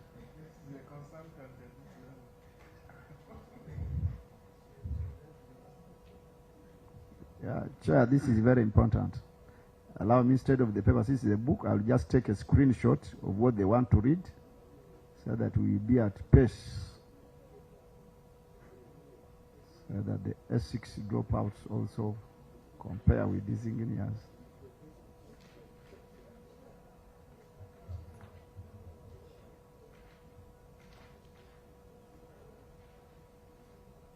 You have got it? Yeah, sorry, let me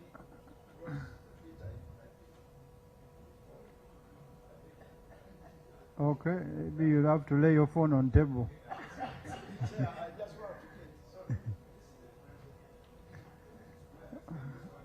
Okay, but these exemptions, as he deals with that, these exemptions as per the Roads Act, Section 8, the minister should only get exemptions by statutory instrument. Where is that statutory instrument?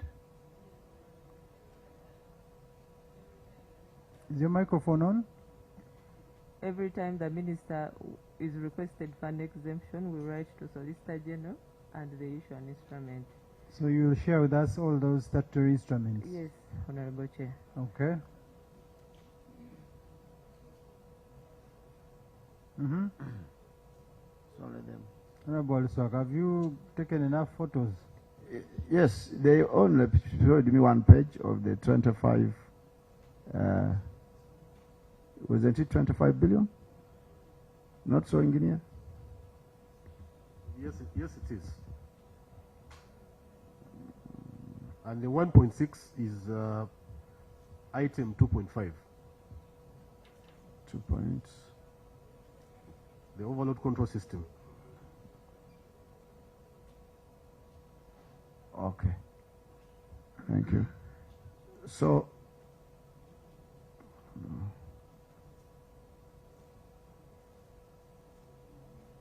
control trolling system.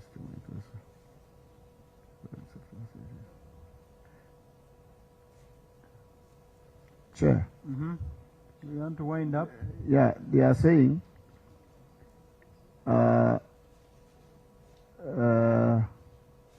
road safety facilities.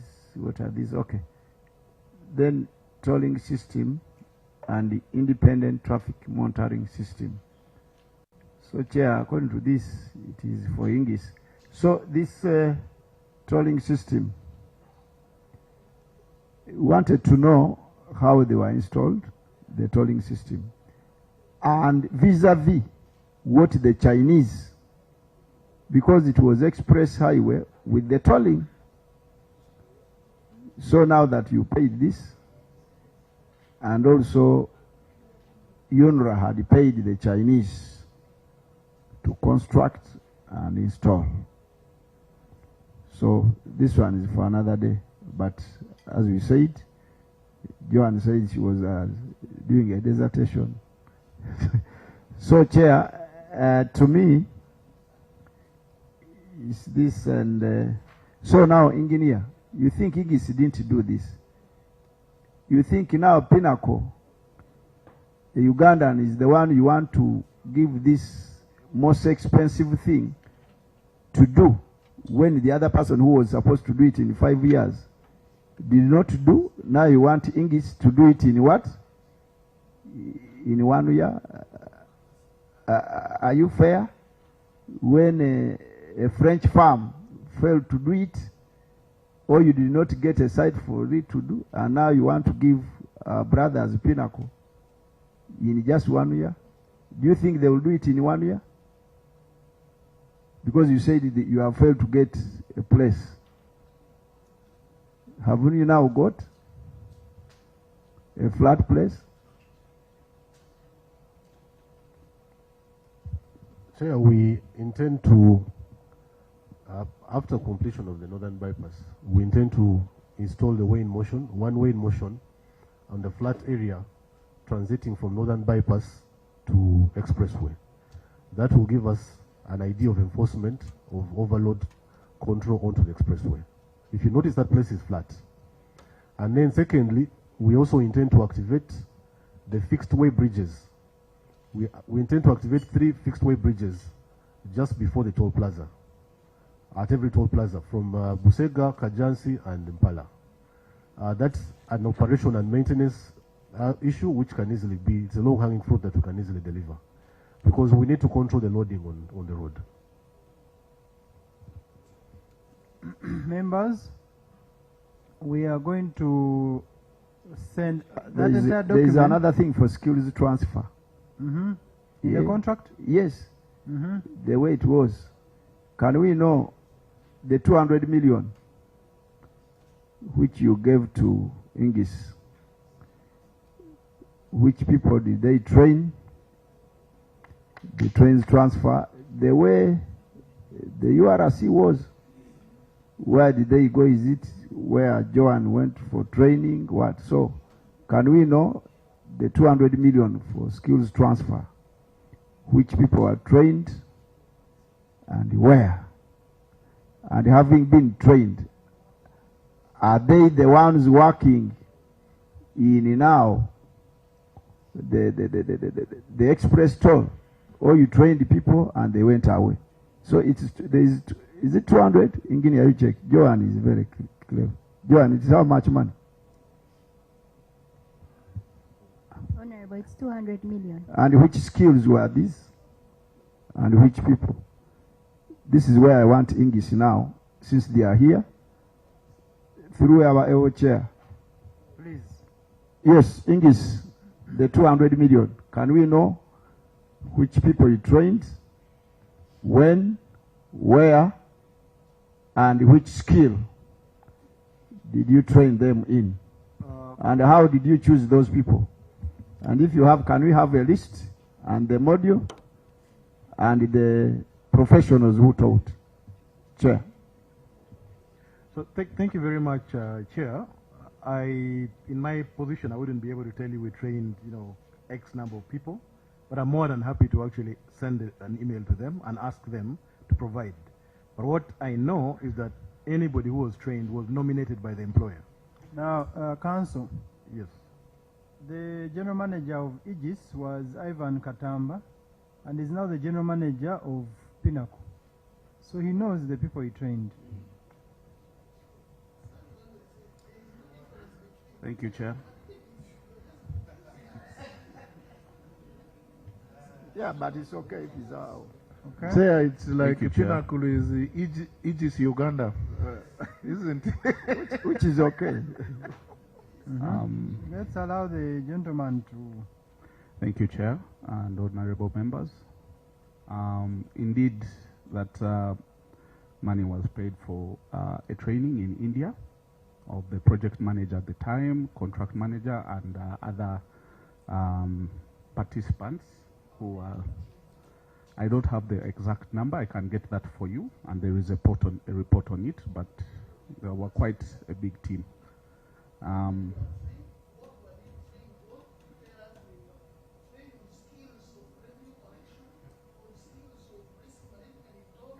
It was a complete package under the.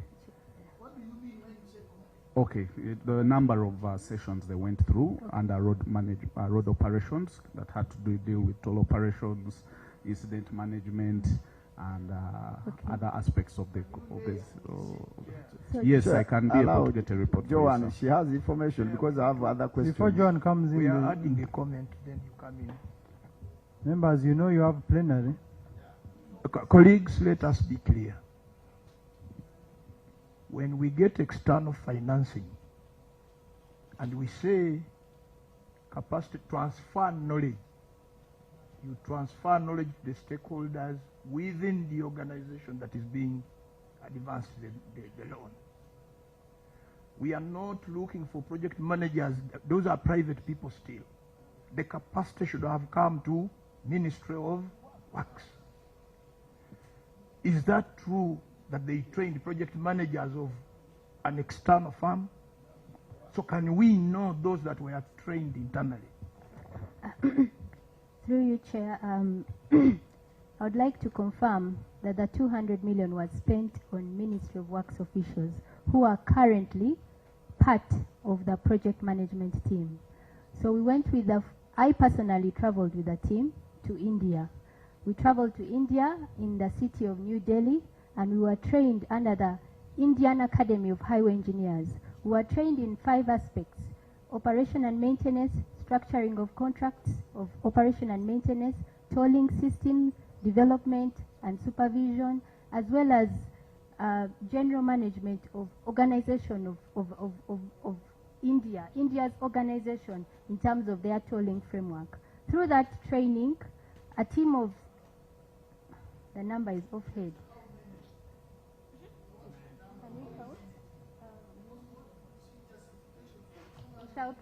We shall provide, but we want, I have to.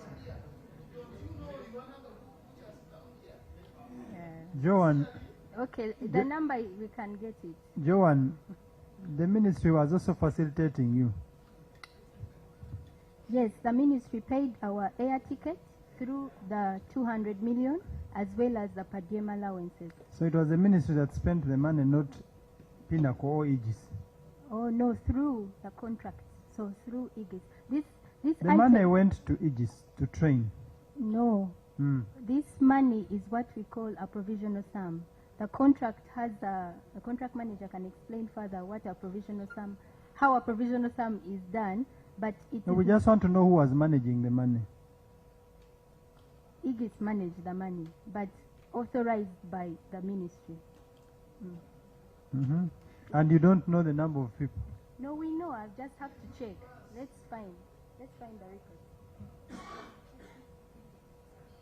Were you too many that used 2 aircrafts? No, I just have to give you a precise number. An exact no. I don't want to give you a number that I just have to check the full list. Chair, as they get the number, Chair, on this knowledge transfer, which is very good, can we know from project manager, though you have just come, but engineer one, you are there. My sister was here when UNRA was running. You remember in Entebbe Express Highway, you people of UNRA could not even copy the PS, even the minister. That's why you diverted the road to a swamp. Now, yeah, it is on record. But can we know from you people, why do you think English is from France? Why did they take people to India? I want to ask you now, English. Because you are from France? The document we saw here was South Africa. Now, why did they go to India? Why did you... who wrote you a letter to India? Was it UNRA or English? And why was India? How does India come in? Because English is the other side. We need to know from you. Chair, why these people were taken to India is just because of slight similarity in the operating environment. Because the other one is close to, in terms of development and in terms of systems, and they were still setting up. But if you went to a country which has advanced systems already, you will not learn better. So that institute, in terms of curriculum and in terms of what India was doing, it gave us modules which were relevant to what we were looking for at that time for staff to get skills in. Bwana Chair. So on that one, Chair, I am the one who raised. Okay. Chair, engineer. Can you... that is the last question. Yes, the last. Engineer one. Are you the one who selected India or it was English? No, it was the team searched around to look for institutes. Which team? Provide the team that went for training. We tasked them to search for institutes which would give us opportunity to get the skills that were required at that time, and those are the... So who selected India? This is what I'm asking. The ministry selected India. UNRA selected India? Yes. And why, when this man was in... When you say operating environment, there must be something. But the good thing, you went for training. Chair, we need a copy of that training report, the people who went. And but there is some skill from other people like Joan, which is okay, but we need to interest ourselves. Yes. Okay, thank you, Chair. As they are telling us that they went for training in India, and I'm happy that they trained and we shall not have more problems again. My inquiry is one. Was India part of the areas that we benchmarked when we were coming up with the proposal of having that toll, the building, I mean the road, with the road tolls? Because I'm sure this is where you benchmarked. So why did you go to train in India when you exactly had countries where you benchmarked? Honorable members, Deputy Chair. Yes, Joan is going to be a good institutional memory for you. I've seen her transporting a lot of memory from UNRWA to Ministry of Works. Joan, when was that training conducted? Not the date, but just the period. You can say around this period. Around March 2024. Close to 2 years ago. 2025, sorry, 2025. And you still don't have capacity to maintain, despite the training we gave you expensively. You went for training, you cannot still run the system yourself? No, first of all, sorry, I would like to maybe clarify. We were 12, including staff from NITAU, but the objective of the training was more on tolling system structuring, and maintenance would need a much bigger scope of people. We were only 12.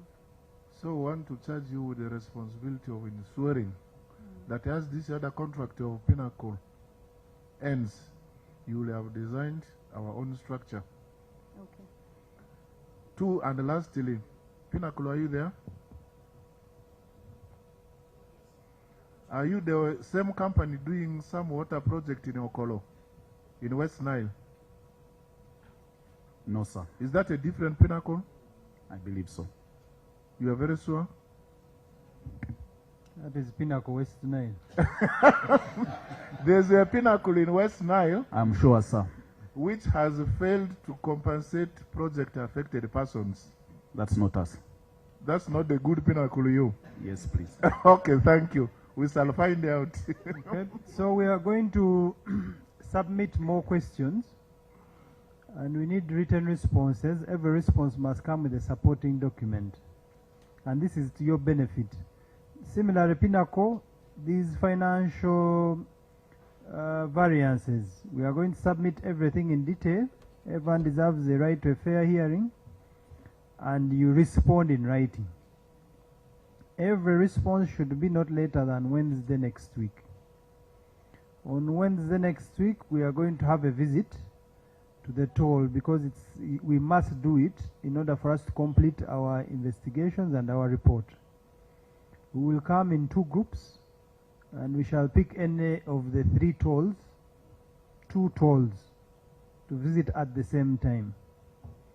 So this time it's not a surprise visit. This time we're informing in advance. So you prepare to handle 2 different teams at the same time. At any toll, we may pick out of the 3. So make sure all the responses, even these ones we have given you, every response must come with a supporting document. Otherwise, we are going to make a recommendation that may affect you. From the onset, this mess is caused by our people, I mean technical people. Because you see, Pinnacle is seated there, they have asked them a very few questions. Their issues may come with transactions on the bank. That's where the main issues, but yours, you are the ones who got us in this mess in the first place. So from the look of things, UNRA Minister of Finance is also going to come and respond. We are going to also invite Solicitor General. So you had better submit those documents as soon as possible. This report must be completed by Thursday next week. So whatever you don't give us by Wednesday, we have tried our best. We have given a right to a fair hearing. The questions we think are not clear, we are still going to send to you. If you don't respond, that's not our problem. That means you have foregone, you have forfeited your right to a fair hearing. What we are doing is in the interests of Uganda and Ugandans. We have several tolls coming up. Don't think we are witch hunting anyone. We want to clean.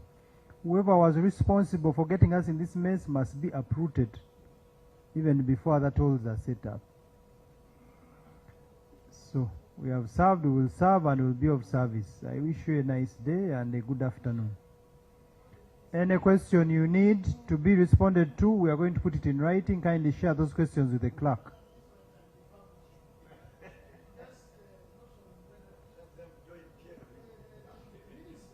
Is it a lacuna?